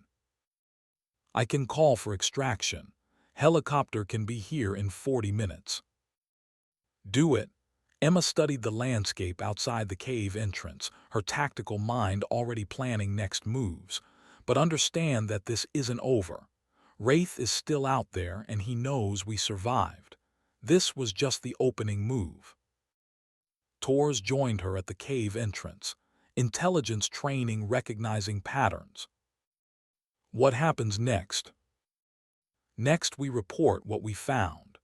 Emma's voice carried determination that suggested personal investment beyond professional duty. We document everything we learned. We make sure Operation Nightfall doesn't happen again. And Wraith? Wraith made his choice. Emma looked out at the mountains where her former teacher was probably implementing his own escape plan. He chose fear over hope, elimination over protection, death over life. I chose differently. Briggs completed his communication with extraction teams, professional efficiency masking emotional exhaustion. Helicopter ETA 45 minutes, medical support standing by for wounded, debrief team ready at base. Marcus sat down heavily. the night's exertion finally catching up with a body that had been pushed beyond normal limits. I still don't understand who you really are. Emma was quiet for several moments, considering how much truth the situation required. I'm someone who was trained to be perfect at eliminating threats, someone who learned to be better at protecting people, someone who chose humanity over perfection. But who are you really? Marcus's question carried genuine curiosity rather than suspicion. Emma looked at him directly, decision made. Call sign Sentinel-7, Operation Nightfall survivor, Wraith's only student, and someone who chose to remain human despite training designed to eliminate humanity. The revelation settled over the group like dawn light filling the cave chamber. Briggs finally understood the scope of what they had witnessed. A confrontation between two of the most dangerous people alive, resolved not through superior violence but through superior wisdom. Agent Kim pulled out a damaged tablet that had somehow survived their captivity, the device showing signs of rough handling but still functional. Some of the files we intercepted are still intact, evidence of illegal operations, war crimes, systematic elimination of witnesses, information that powerful people will want to disappear. Emma took the tablet, studying files that contained enough information to destroy careers and possibly governments. Along with everyone who has seen it, Briggs realized their mission was far from over. Operation Nightfall all over again, history repeating because nobody learned from the first disaster. Not if we do this right. Emma activated communication protocols on the tablet, her fingers moving with practiced efficiency. Wraith taught me that information is power, but he never taught me that power should be used to protect people instead of controlling them. She began transmitting files to multiple recipients simultaneously: news organizations, congressional oversight committees, international human rights organizations, wide distribution that would make elimination impossible. Insurance policy, she explained as the transmission progress indicators climbed toward completion. Too many people knowing too much for anyone to risk Operation Nightfall tactics. You can't kill everyone without confirming everything. Tors watched the transmission progress with mixture of relief and concern. What about Wraith? He's still out there.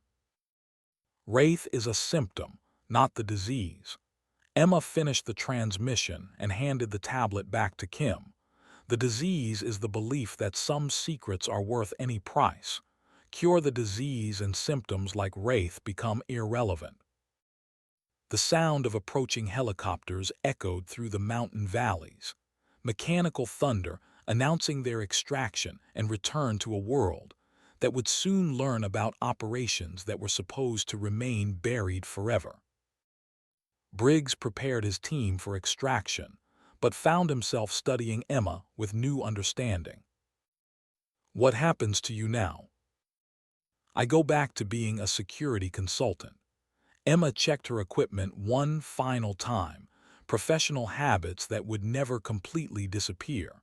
Someone who helps organizations protect what's worth protecting instead of helping them hide what's worth exposing. And if Wraith comes after you, then he'll discover that the student really did learn everything the teacher had to offer. Emma's smile was confident but not threatening, plus a few things he never thought to teach. As they prepared to board the extraction helicopters, Briggs realized he was leaving the mountains with more questions than answers. But he was also leaving with understanding that some people chose to use their capabilities to protect others, while others chose to use identical capabilities to control and eliminate. The difference wasn't in the training. It was in the choice of what to do with that training. As the helicopters lifted off, carrying them away from the mountain compound where legends had collided, Briggs looked back at the peaceful landscape that hid so much violence. The rescue mission was complete, but the larger story was just beginning. Emma's tablet chimed with an incoming message. She read it quietly, her expression shifting to something that might have been concern mixed with grim determination. "What is it?" Briggs asked, his command instinct recognizing significant development. She showed him the screen, encrypted message decoded by systems he didn't have clearance to understand. Wraith Protocol activated, Phase 4 commencing, all assets converging on target locations, final cleanup authorized. The war wasn't over, it was expanding. Tours pointed to movement in the valley below their helicopter. Through the window, they could see vehicles approaching the destroyed compound. Not rescue vehicles. Military trucks with no identifying markings, moving with purpose that suggested predetermined mission. "Cleanup crew," Emma observed, her tactical mind recognizing patterns. Someone's already trying to bury this deeper, to make sure even the ashes don't tell stories. Briggs felt the weight of understanding settle on him like physical mass. This wasn't just about rescuing 3 operatives or stopping one rogue agent. This was about a system that was willing to murder anyone who threatened its secrets. "How many more are out there?" he asked, voice quiet with implications. "How many more operations like Nightfall?" Emma's response was quiet, certain, and terrifying in its honesty. "Too many, but now we know where to look. Now we know what questions to ask. Now we have evidence that can't be disappeared." Briggs's radio crackled with an encrypted transmission from headquarters, priority channel that bypassed normal communication protocols. He listened carefully, his expression shifting from concern to grim satisfaction. Wraith just made a critical error. When he transmitted Phase 4 activation, our signal's intelligence tracked his location to within 10 meters. Every intelligence agency in NATO now has his exact coordinates. Tours checked her recovered equipment, pulling up international law enforcement databases on her phone. Interpol just issued a red notice. International manhunt with authorization for immediate action. His escape routes just became death traps. More than that, Emma added, studying the tactical display that showed global response patterns. By activating Phase 4, he revealed his entire network. Every safe house, every asset, every operational protocol. He chose to expose everything rather than accept defeat. Marcus monitored incoming intelligence reports on his tactical display.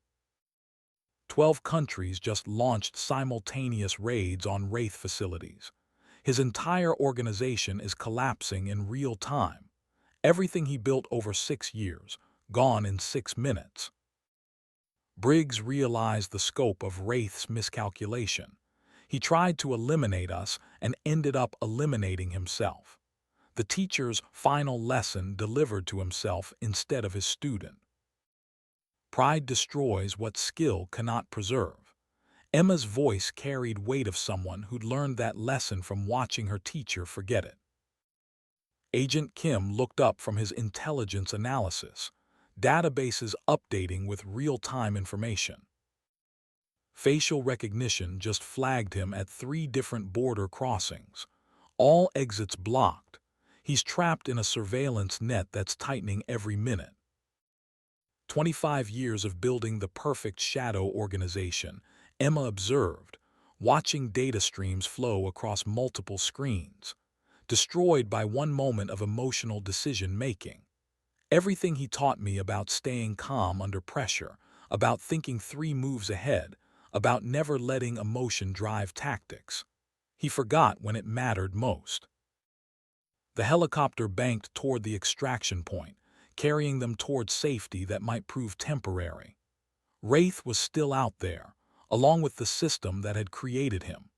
The files they had transmitted would cause investigations, but investigations could be controlled, redirected, buried under bureaucracy and classification stamps. The real question wasn't whether they had won, but whether victory was even possible against enemies who wrote the rules and controlled the systems designed to enforce those rules. As the mountains disappeared behind them, Emma spoke one final time, her words barely audible over the helicopter's engines, but carrying weight that would stay with Briggs forever. The most dangerous enemy isn't the one who wants to kill you. It's the one who wants to make you just like them. Wraith's greatest failure wasn't tactical. It was believing that survival required abandoning humanity. The student's greatest success isn't surviving. It's remaining human despite everything that tried to change that. Briggs looked at the woman who had walked into their safe house as a simple consultant and emerged as something far more complex and dangerous than anyone had imagined. She was right. The war wasn't over. It was just beginning. But at least now they knew what they were fighting against and why it mattered. The helicopter flew toward uncertain future, carrying people who had learned that some battles are fought not with weapons, but with the decision to remain human in a world that often rewarded those who chose otherwise. Emma's phone vibrated with another message, this one from an unknown number with encryption that suggested government origins. She read it, her jaw tightening almost imperceptibly. Fort Bragg, 72 hours, bring documentation, official testimony required. She deleted the message, then paused before the deletion completed.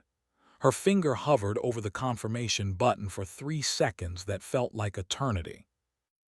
Then she pressed cancel, restoring the message, accepting the summons, committing to a path that would require facing more than just Wraith.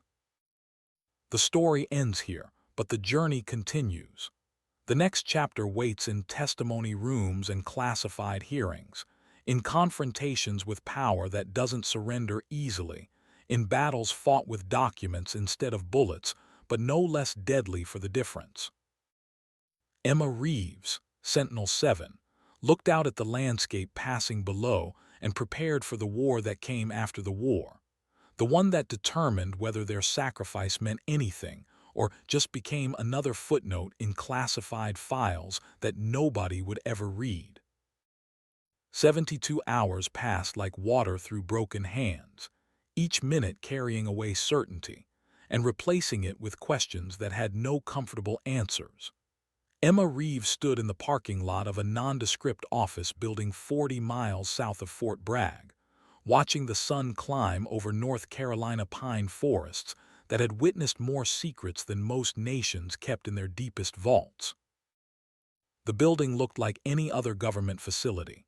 Reinforced concrete painted institutional beige, windows that reflected more light than they admitted, security checkpoints designed to look casual while cataloging every person who passed through them. But Emma knew better. This was where careers ended and truths got buried. This was where operators came to confess sins that would never see courtrooms or headlines. Her phone had buzzed 17 times in the last 3 days. Briggs checking in, Marcus offering backup, Sarah Hayes providing intelligence updates on Wraith's deteriorating situation, Derek Chen sending encrypted files that documented conspiracy reaching into offices with eagle insignias and flags on the walls. She'd ignored them all. Some things you had to face alone. Some testimonies carried weight that couldn't be shared or distributed. Some truths demanded singular voices speaking into silence that wanted to remain unbroken. Emma walked toward the entrance, her stride measured and purposeful. She wore civilian clothes that suggested professional competence without military affiliation. Dark slacks, white blouse, jacket that concealed the Sig Sauer P320 holstered at the small of her back. They'd make her surrender the weapon at security. She'd do it. But she'd walk in armed because walking in unarmed felt like surrender before the fight began. The security checkpoint processed her with efficiency that spoke to advanced preparation. They knew she was coming. They'd run background checks that went deeper than most people's classified files extended. They'd made decisions about how to handle her before she'd walked through the door. Agent Reeves. The security officer used her civilian name, not her military designation. Conference room 7, third floor, you're expected. Emma took the elevator alone, watching floor numbers illuminate and darken with mechanical precision. The building was quiet in the way that government facilities get quiet when important people are making decisions that affect lives they'll never meet. The elevator doors opened on the third floor. A hallway stretched before her, fluorescent lights casting shadows that never quite reached the corners. Conference room 7 waited at the end of that hallway like a judge's bench at the end of a very long trial. She walked the distance without hesitation, her footsteps the only sound except for air conditioning that hummed with institutional efficiency. The door to conference room 7 was already open. Inside, 5 people sat at a conference table that could have accommodated 20. Emma recognized 4 of them from intelligence briefings and classified files. The 5th was a woman she'd never seen before, but the way the others deferred to her suggested rank that exceeded the stars and eagles visible on the uniforms present. Director Lena Chen sat at the head of the table. 60 years old, silver hair cut short, eyes that had seen 3 decades of operations that existed only in memories and burned files. She'd been deputy director of operations when Emma had entered Shadow Doctrine. She'd been the one to sign recruitment papers and training authorizations. She'd been the one to look a 21-year-old foster kid in the eye and promise purpose, belonging, meaning. Sentinel 7. Director Chen's voice carried no warmth, but it carried recognition. Sit down. We have considerable ground to cover. Emma remained standing, her posture relaxed but ready. I'll stand, this won't take long. The other 4 people at the table shifted almost imperceptibly. Colonel James Morrison, Army Intelligence, 55 years old with combat ribbons that told stories of Iraq and Afghanistan. Admiral Patricia Navarro, Naval Intelligence, 62 years old with eyes that had watched submarines disappear into ocean depths carrying missions that never officially happened. Senator Robert Garrison from the Armed Services Committee, 68 years old with political power that exceeded his military understanding. And the woman Emma didn't recognize, younger than the others, maybe 45, wearing civilian clothes that suggested Justice Department or FBI. This is Catherine Wells, Director Chen said, gesturing to the unknown woman. She's with the Office of Special Counsel. She'll be documenting this conversation for purposes we don't need to discuss. Emma understood immediately. Catherine Wells was insurance, a witness whose testimony couldn't be disappeared because her office reported to Congress and courts, not military chains of command. Let's establish parameters, Colonel Morrison began, his command voice filling the room with authority earned through decades of giving orders.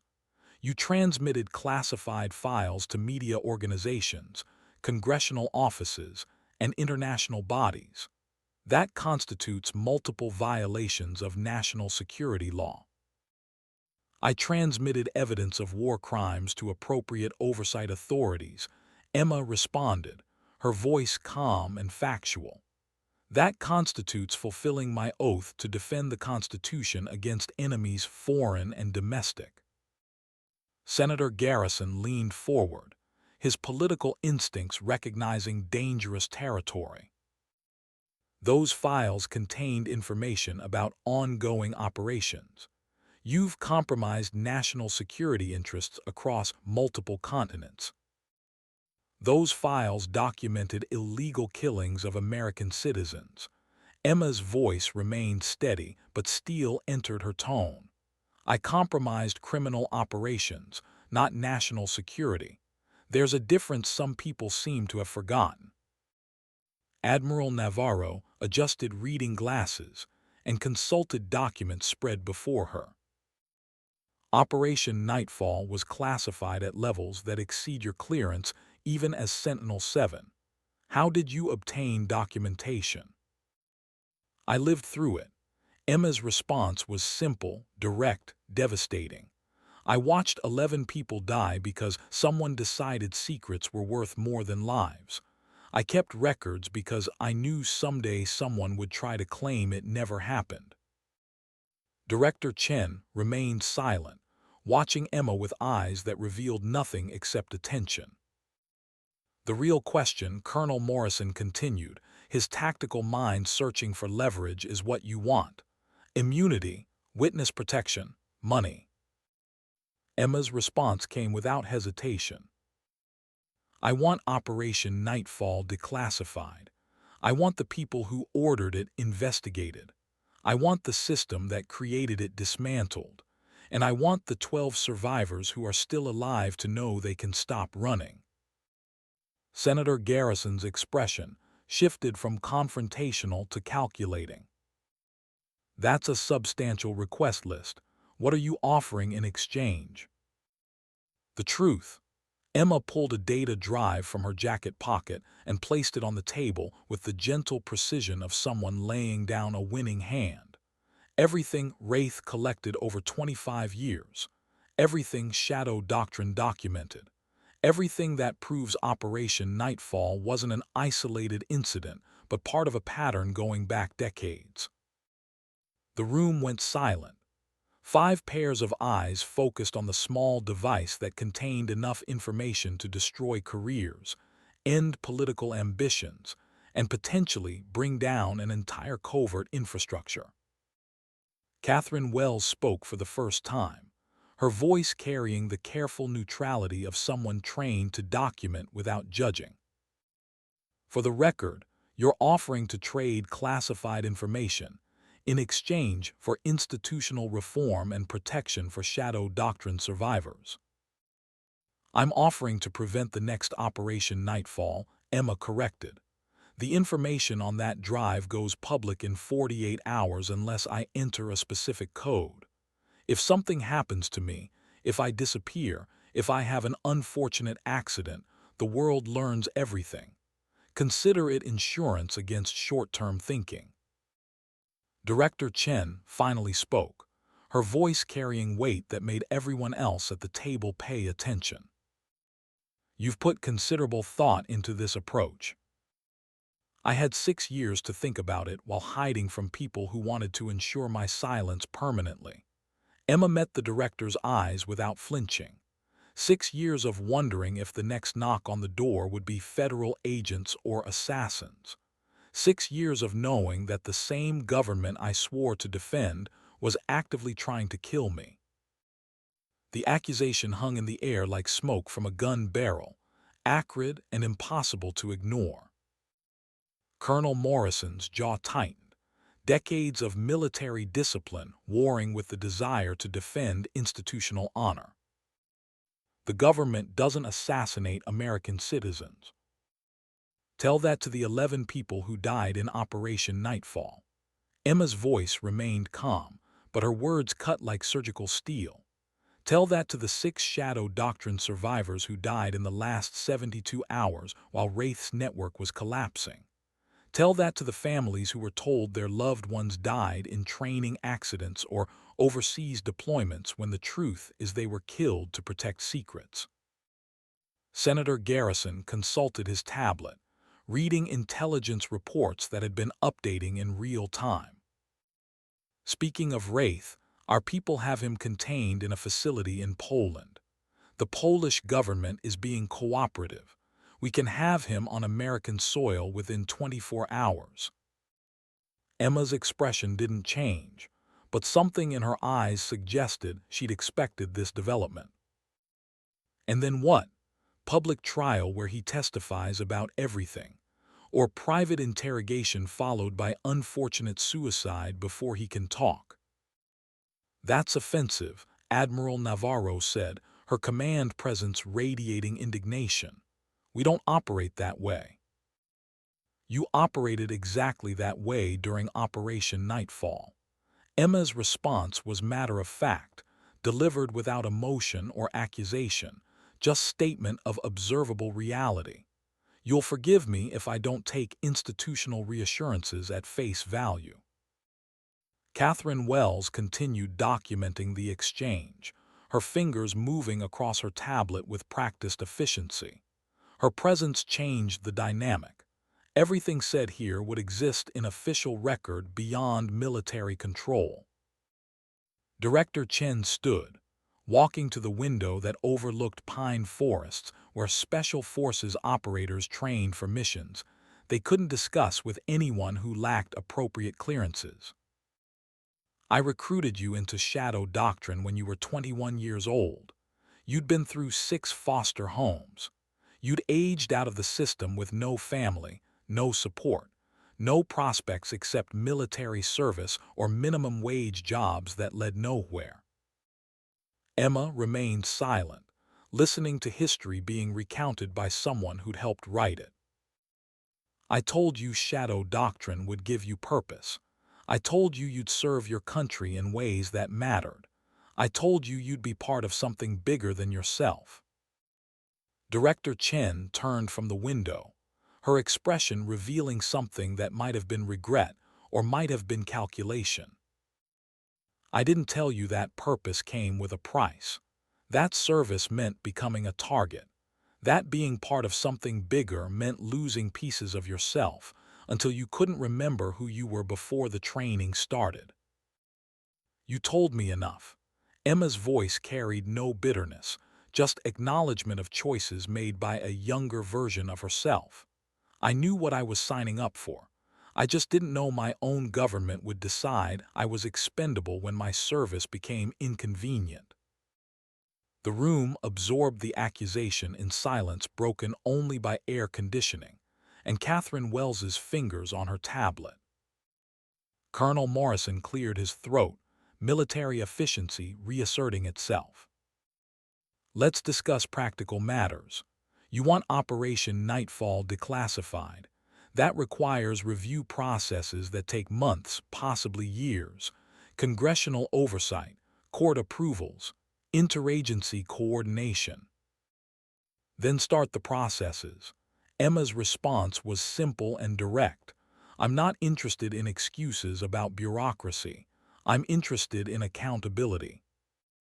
Senator Garrison's political instincts recognized dangerous territory, where good intentions met institutional reality. Declassification creates problems. Foreign governments involved in joint operations. Intelligence methods that can't be revealed without compromising ongoing work. Personnel who were promised anonymity in exchange for cooperation.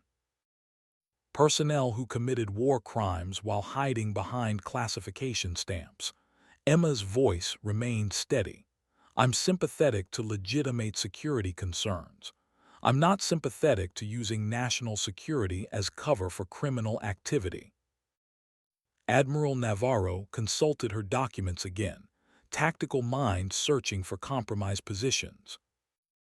What about partial declassification? Acknowledge the operation occurred, release sanitized summaries, protect specific methods and sources. Emma considered the proposal with the careful attention it deserved. Partial declassification is acceptable if it includes 3 elements. 1. Acknowledgement that Operation Nightfall was designed to eliminate witnesses to illegal operations. 2. Investigation of personnel who ordered the mission. 3. Guarantee of safety for remaining Shadow Doctrine survivors. Director Chen returned to her seat at the head of the table, command presence reasserting itself. Element 3 is already in effect. The 12 surviving Shadow Doctrine operators are under protective custody as of 48 hours ago. They don't know it because the protection is covert, but they're being watched and guarded. Emma's expression shifted slightly, surprise breaking through professional composure. You protected them. I recruited them. Director Chen's voice carried weight that suggested personal investment beyond institutional obligation. That creates responsibility. When Wraith activated Phase 4, I activated countermeasures that had been prepared for 6 years. You knew Emma's statement was accusation and recognition combined. You knew Operation Nightfall was assassination. You knew Shadow Doctrine survivors were being hunted. You knew, and you did nothing until Wraith forced your hand. I knew. Director Chen's acknowledgement was simple and devastating, and I did what I could within constraints that would have gotten me killed or disappeared if I'd moved too aggressively. Sometimes the best way to protect people is to make powerful enemies think you've forgotten they exist. The confession settled over the room like heavy snow, covering everything in uncomfortable truth. Catherine Wells looked up from her documentation, her neutral expression cracking slightly. For the record, Director, you're acknowledging that you were aware of illegal operations and chose not to report them through proper channels. For the record, Director Chen responded without hesitation. I'm acknowledging that sometimes proper channels are the problem. That sometimes the people you're supposed to report to are the people ordering the crimes. That sometimes survival requires playing long games that look like complicity until you understand the full picture. Senator Garrison shifted uncomfortably, political career built on certainty about right and wrong suddenly facing complications that defied simple categorization. This conversation is going directions that make me profoundly uncomfortable. Good, Emma's response was sharp and immediate. Comfort is what allows these situations to develop. Discomfort is what forces change. Colonel Morrison stood, his command presence filling the space around him. Let's establish concrete outcomes. We agree to partial declassification with the 3 elements you specified. You agree to surrender the data drive and cancel the dead man switch. We all agree this conversation never happened beyond what Ms. Wells documents in sanitized form. Not quite complete, Emma remained in her position by the door, tactical awareness maintaining distance from the table. One more element.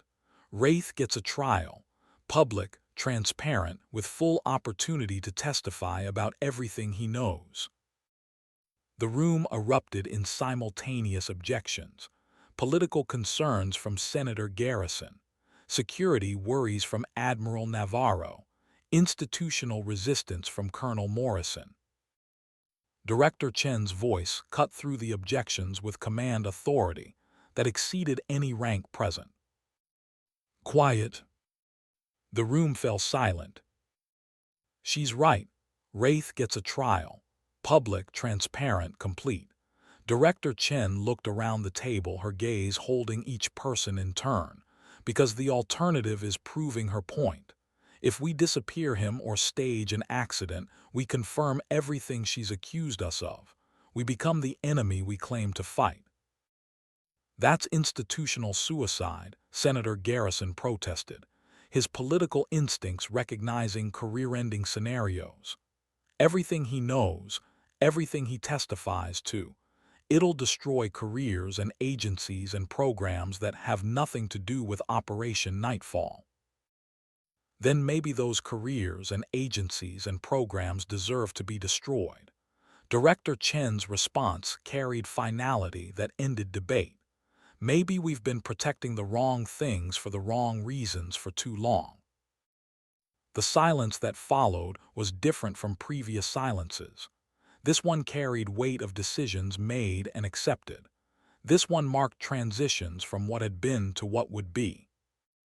Emma pulled another device from her jacket pocket, smaller than the data drive, simple thumb drive that looked like something from an office supply store. This contains access codes to cancel the dead man switch. When I see concrete progress on declassification, investigation, and Wraith's trial arrangements, I'll provide the codes. Until then, Consider this motivation to follow through on commitments. Colonel Morrison's expression suggested grudging respect. You don't trust us. I don't trust institutions that have already tried to kill me. Emma's response was matter of fact. I trust verification. Show me action, you'll get cooperation. Show me delays and excuses, you'll get documentation delivered to every media outlet and congressional office simultaneously. Catherine Wells finished her documentation and looked up, her neutral expression carrying hint of something that might have been approval. I believe we have enough for the record, unless anyone has additional points requiring documentation. Nobody spoke. Then this concludes the formal portion of the discussion. Wells closed her tablet and stood. Director Chen, you'll receive my report within 48 hours through proper channels. She left the room without further ceremony, her exit removing the witness that had constrained certain conversations. The moment the door closed, Senator Garrison turned to Emma with expression mixing political calculation with genuine concern. You realize what you're asking for will have consequences beyond what you can predict. Careers will end. Programs will shut down. Capabilities will be lost. Some of those capabilities protect American lives. And some of those capabilities kill American citizens to protect bureaucratic convenience. Emma's response was immediate. I'm willing to accept consequences of transparency. The question is whether you're willing to accept consequences of continued secrecy. Admiral Navarro gathered her documents with military precision. This will take time. Declassification reviews, investigation protocols, trial arrangements. These processes have requirements that can't be shortcut without creating worse problems. Then start immediately. Emma moved toward the door, her business concluded. Every day of delay is another day survivors spend looking over their shoulders. Another day families spend not knowing what really happened to their loved ones. Another day the system that created this mess continues operating. She paused at the door, looking back at the four people who represented institutions that had shaped her life and tried to end it. I'll be watching, and if I see signs of institutional memory trying to bury this quietly, documentation goes public immediately. No warnings, no second chances. Emma left conference room 7 without waiting for responses. The elevator carried her down to ground level. Security returned her weapon with efficiency that suggested they'd been expecting her departure. She walked out of the building into afternoon sunshine that felt warmer than it had any right to feel in late autumn. Her phone buzzed immediately. Text from Briggs. How did it go?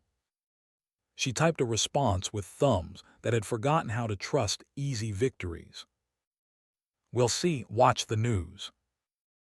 The drive back to temporary housing took her through countryside that looked peaceful enough to make recent violence seem impossible.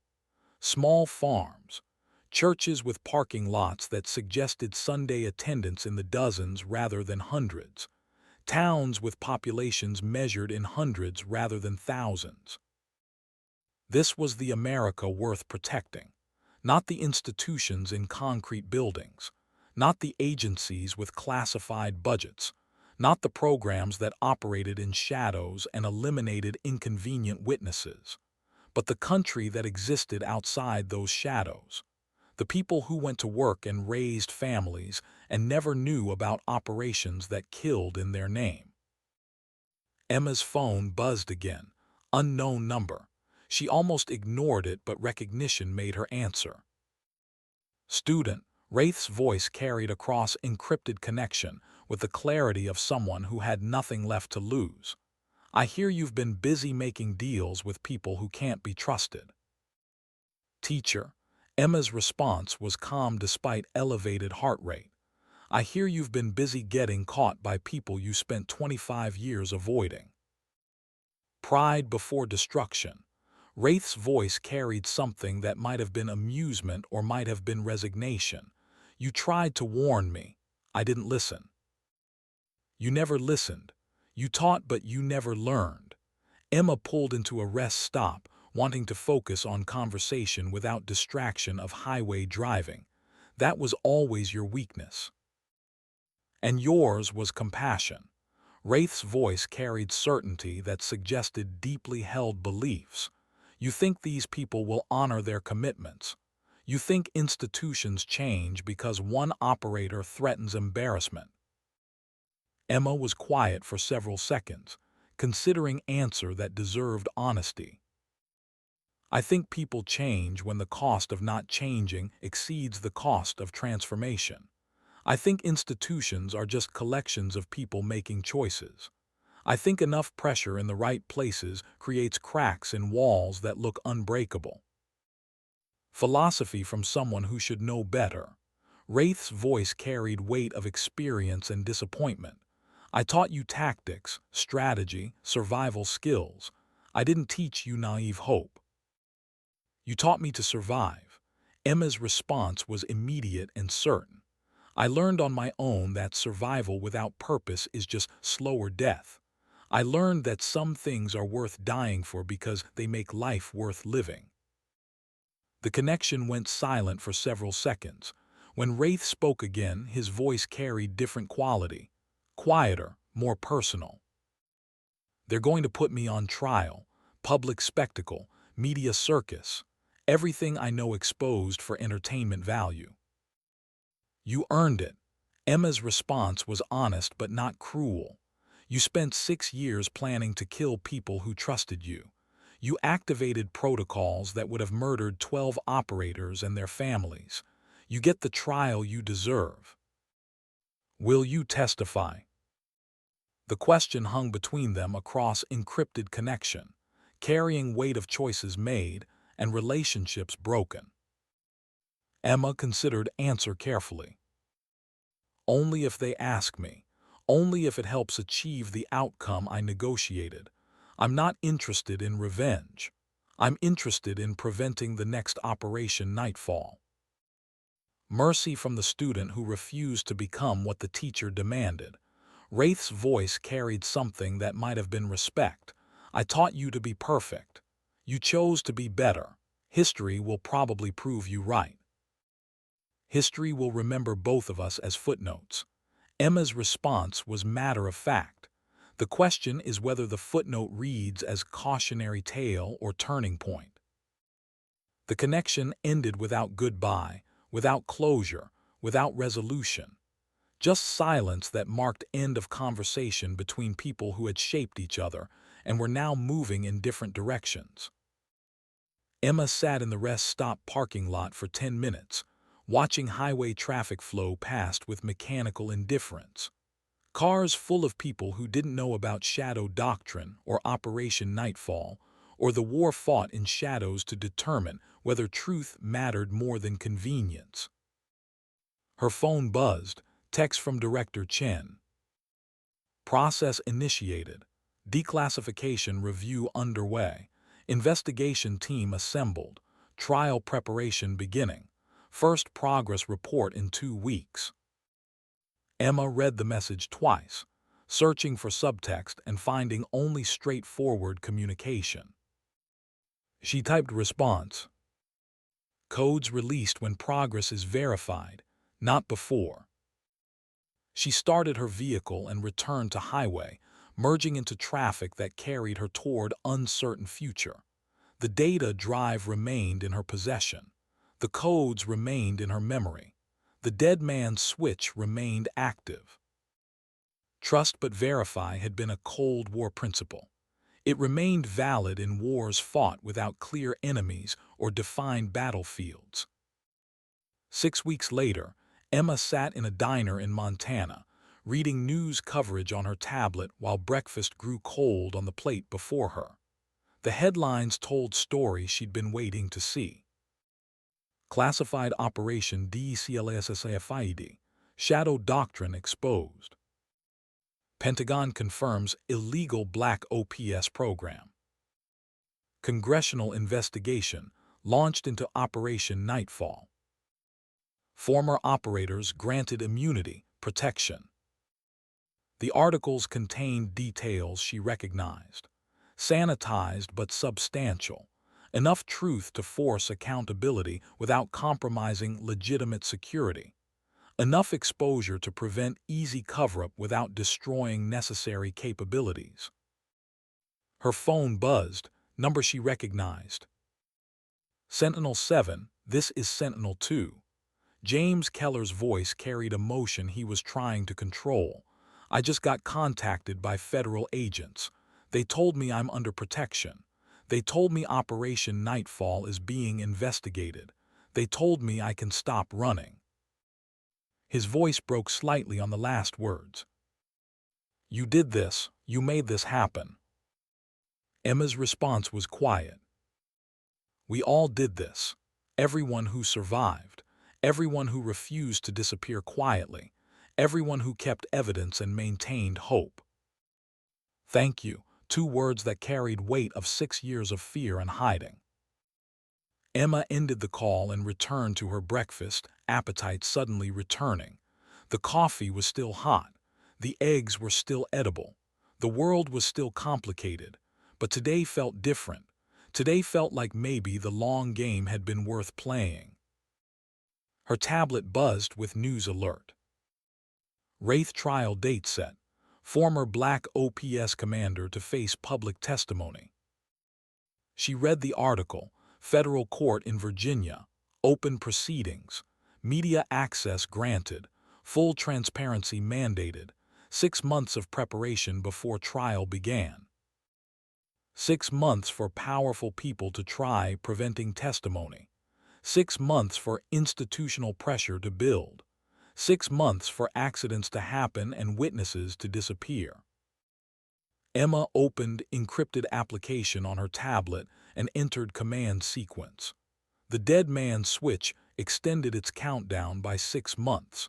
Insurance policy remaining active until outcomes were verified rather than promised. Her phone buzzed again, Briggs this time. Saw the news, congratulations, you changed the system. Emma typed response. I created an opening. Whether the system changes depends on whether people use it. She paid for breakfast and walked outside into Montana morning that felt cleaner somehow. The sky was clear. The mountains were sharp against blue that went on forever. The air carried scent of pine and possibility. A black SUV sat in the parking lot. Federal plates, tinted windows, professional surveillance attempting to look casual. Emma recognized the pattern. Director Chen's promised protection. Covert monitoring to ensure that operators who'd survived Operation Nightfall lived long enough to see justice. She walked to her vehicle without acknowledging the surveillance.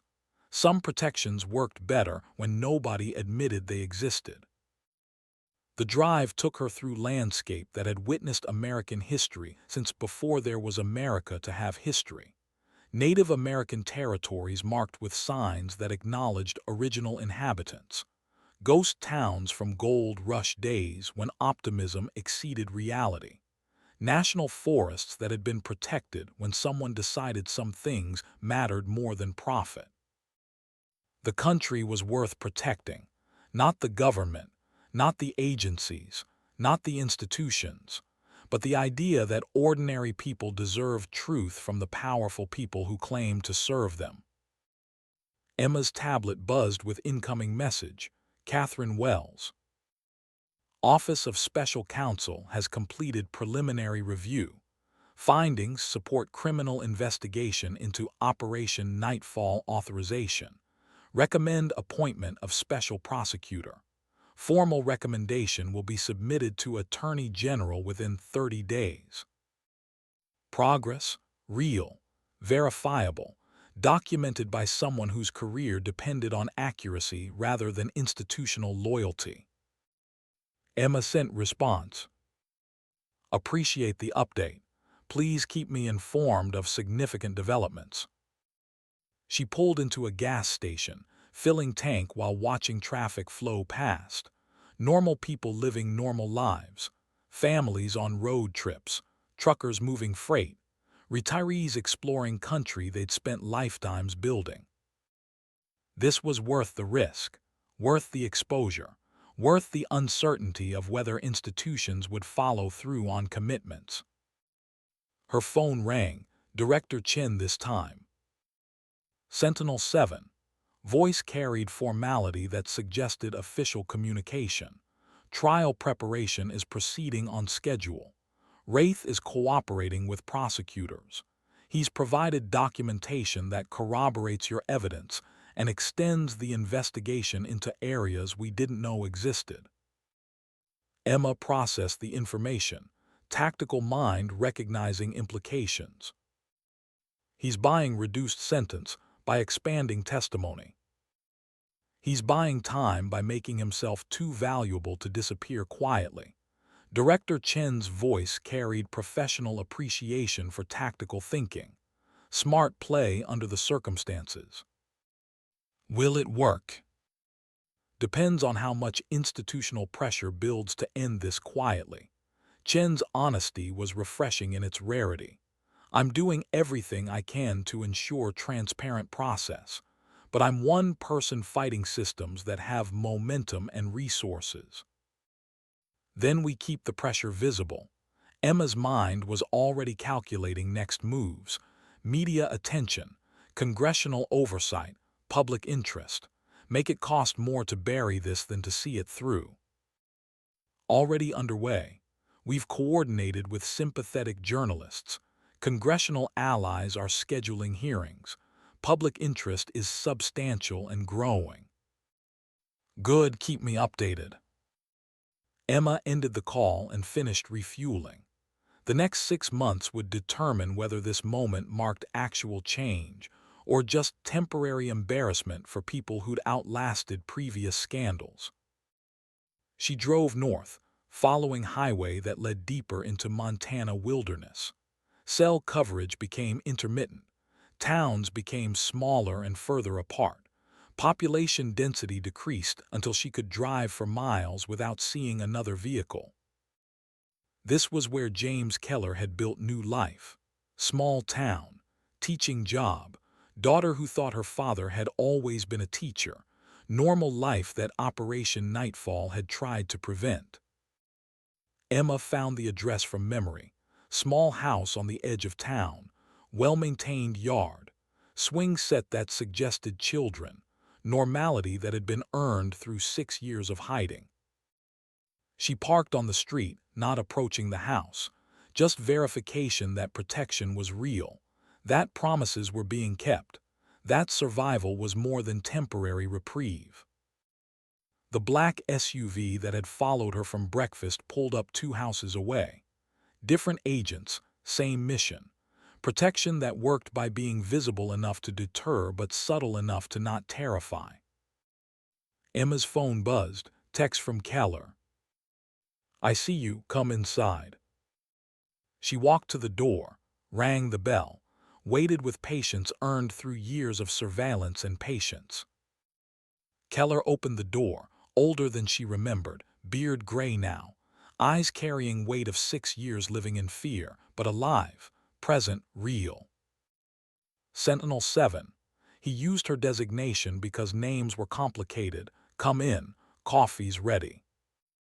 They sat at kitchen table that looked like it came from furniture store that catered to people who valued function over form.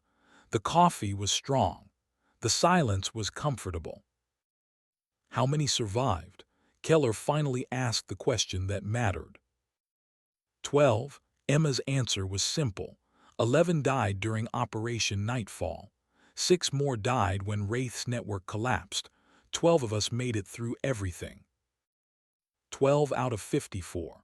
Keller did mathematics that measured lives in percentages. 22% survival rate. Higher than it should have been, lower than it deserved to be. They drank coffee in silence that acknowledged shared history too complicated for easy words. Your daughter know? Emma asked, the question carrying weight. She knows I served. She knows I don't talk about it. She knows some things are private. Keller's voice carried gratitude for ignorance that protected innocence. That's enough.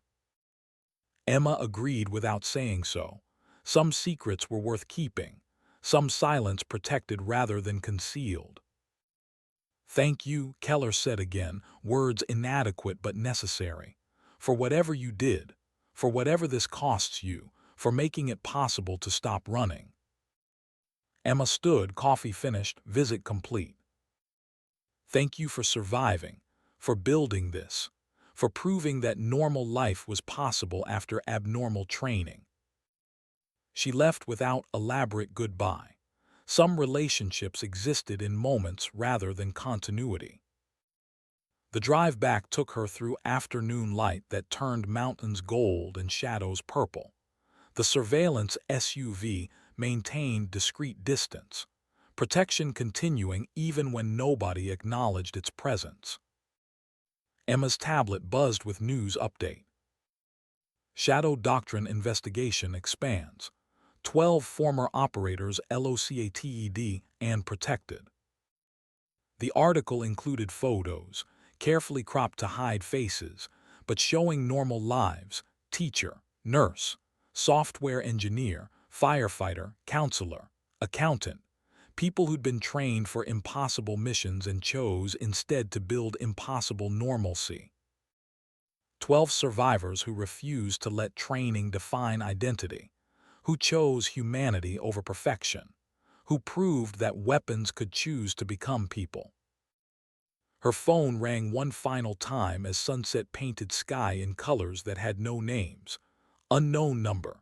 She answered with caution. Student. Wraith's voice carried across connection that might be monitored or might be beyond institutional reach. I've been thinking about our last conversation. Emma waited, letting silence create space for whatever needed saying. You were right. Wraith's admission carried weight of realizations earned too late. Survival without purpose is slower death. I spent 6 years surviving and forgot to find purpose. I became exactly what I warned you against. You can still choose purpose. Testimony, full cooperation, complete exposure. Wraith's voice carried decision made and accepted. If I'm going down, I'm taking the whole system with me, not from vengeance, from belated understanding that some things matter more than survival. That's the man who trained me. Emma's response carried respect mixed with sadness for wasted years. Welcome back, teacher. The trial will destroy me. Wraith's voice held no self-pity, just acknowledgement, public exposure, prison sentence, end of everything I built. It'll give meaning to everything you survived. Emma's response was honest. Better to end as someone who chose truth than someone who died protecting lies. The connection ended. Emma drove through twilight that erased details and simplified landscape into basic shapes. 6 months until trial. 6 months of pressure and threats and institutional resistance. 6 months of people making choices about which mattered more: convenience or truth, protection or exposure, past or future. Emma would watch, would verify, would maintain pressure through presence and possibility. The data drive remained secure. The codes remained uncommitted. The insurance remained active. Some victories weren't won in moments. Some wars were fought in months and years of sustained effort against enemies who never admitted they existed. But today was victory enough. 12 survivors under protection. Investigation underway. Trial scheduled.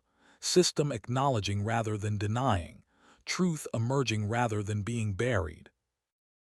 Emma drove into darkness that was illuminated by stars that had witnessed everything and judged nothing. The road ahead was uncertain. The destination was unclear, but the direction was right. And sometimes direction mattered more than certainty. Somewhere in Montana, a 12-year-old girl asked her father to help with homework. Somewhere in Seattle, A software engineer logged off from work and went home to family. Somewhere in Boston, a counselor listened to client trauma without mentioning personal understanding. Somewhere across America, 12 people who'd been trained to be ghosts chose instead to be human. And somewhere in federal custody, a man who'd spent 25 years teaching perfection began preparing testimony that would acknowledge imperfection. The long war was ending, the hard peace was beginning, and Emma Reeves' Sentinel-7 drove through night that held both memory and promise, survivor and witness, weapon and woman. The story ends here. The journey continues somewhere beyond headlines and trials and institutional reforms. Some ghosts choose to disappear. Some choose to become visible. Some choose to haunt the systems that created them until those systems transform or collapse. Emma chose all three: ghost when necessary, visible when required, haunting reminder that some things matter more than convenient silence. The mountains remembered, the stars witnessed, the road stretched ahead into darkness that promised dawn. And that was victory enough. Every operator I've studied had a teacher. Most never questioned what they were taught. Emma did. The hardest part of writing this wasn't the action. It was asking, when does loyalty become complicity? When does following orders become betrayal of everything you swore to protect? For those who served in eras where questions weren't welcome, I hope this story honors the weight you carried. What would you do if your mentor became your enemy? Drop your thoughts below. And if this story resonated, there are more untold missions waiting. Hit subscribe. You've earned a seat at the table.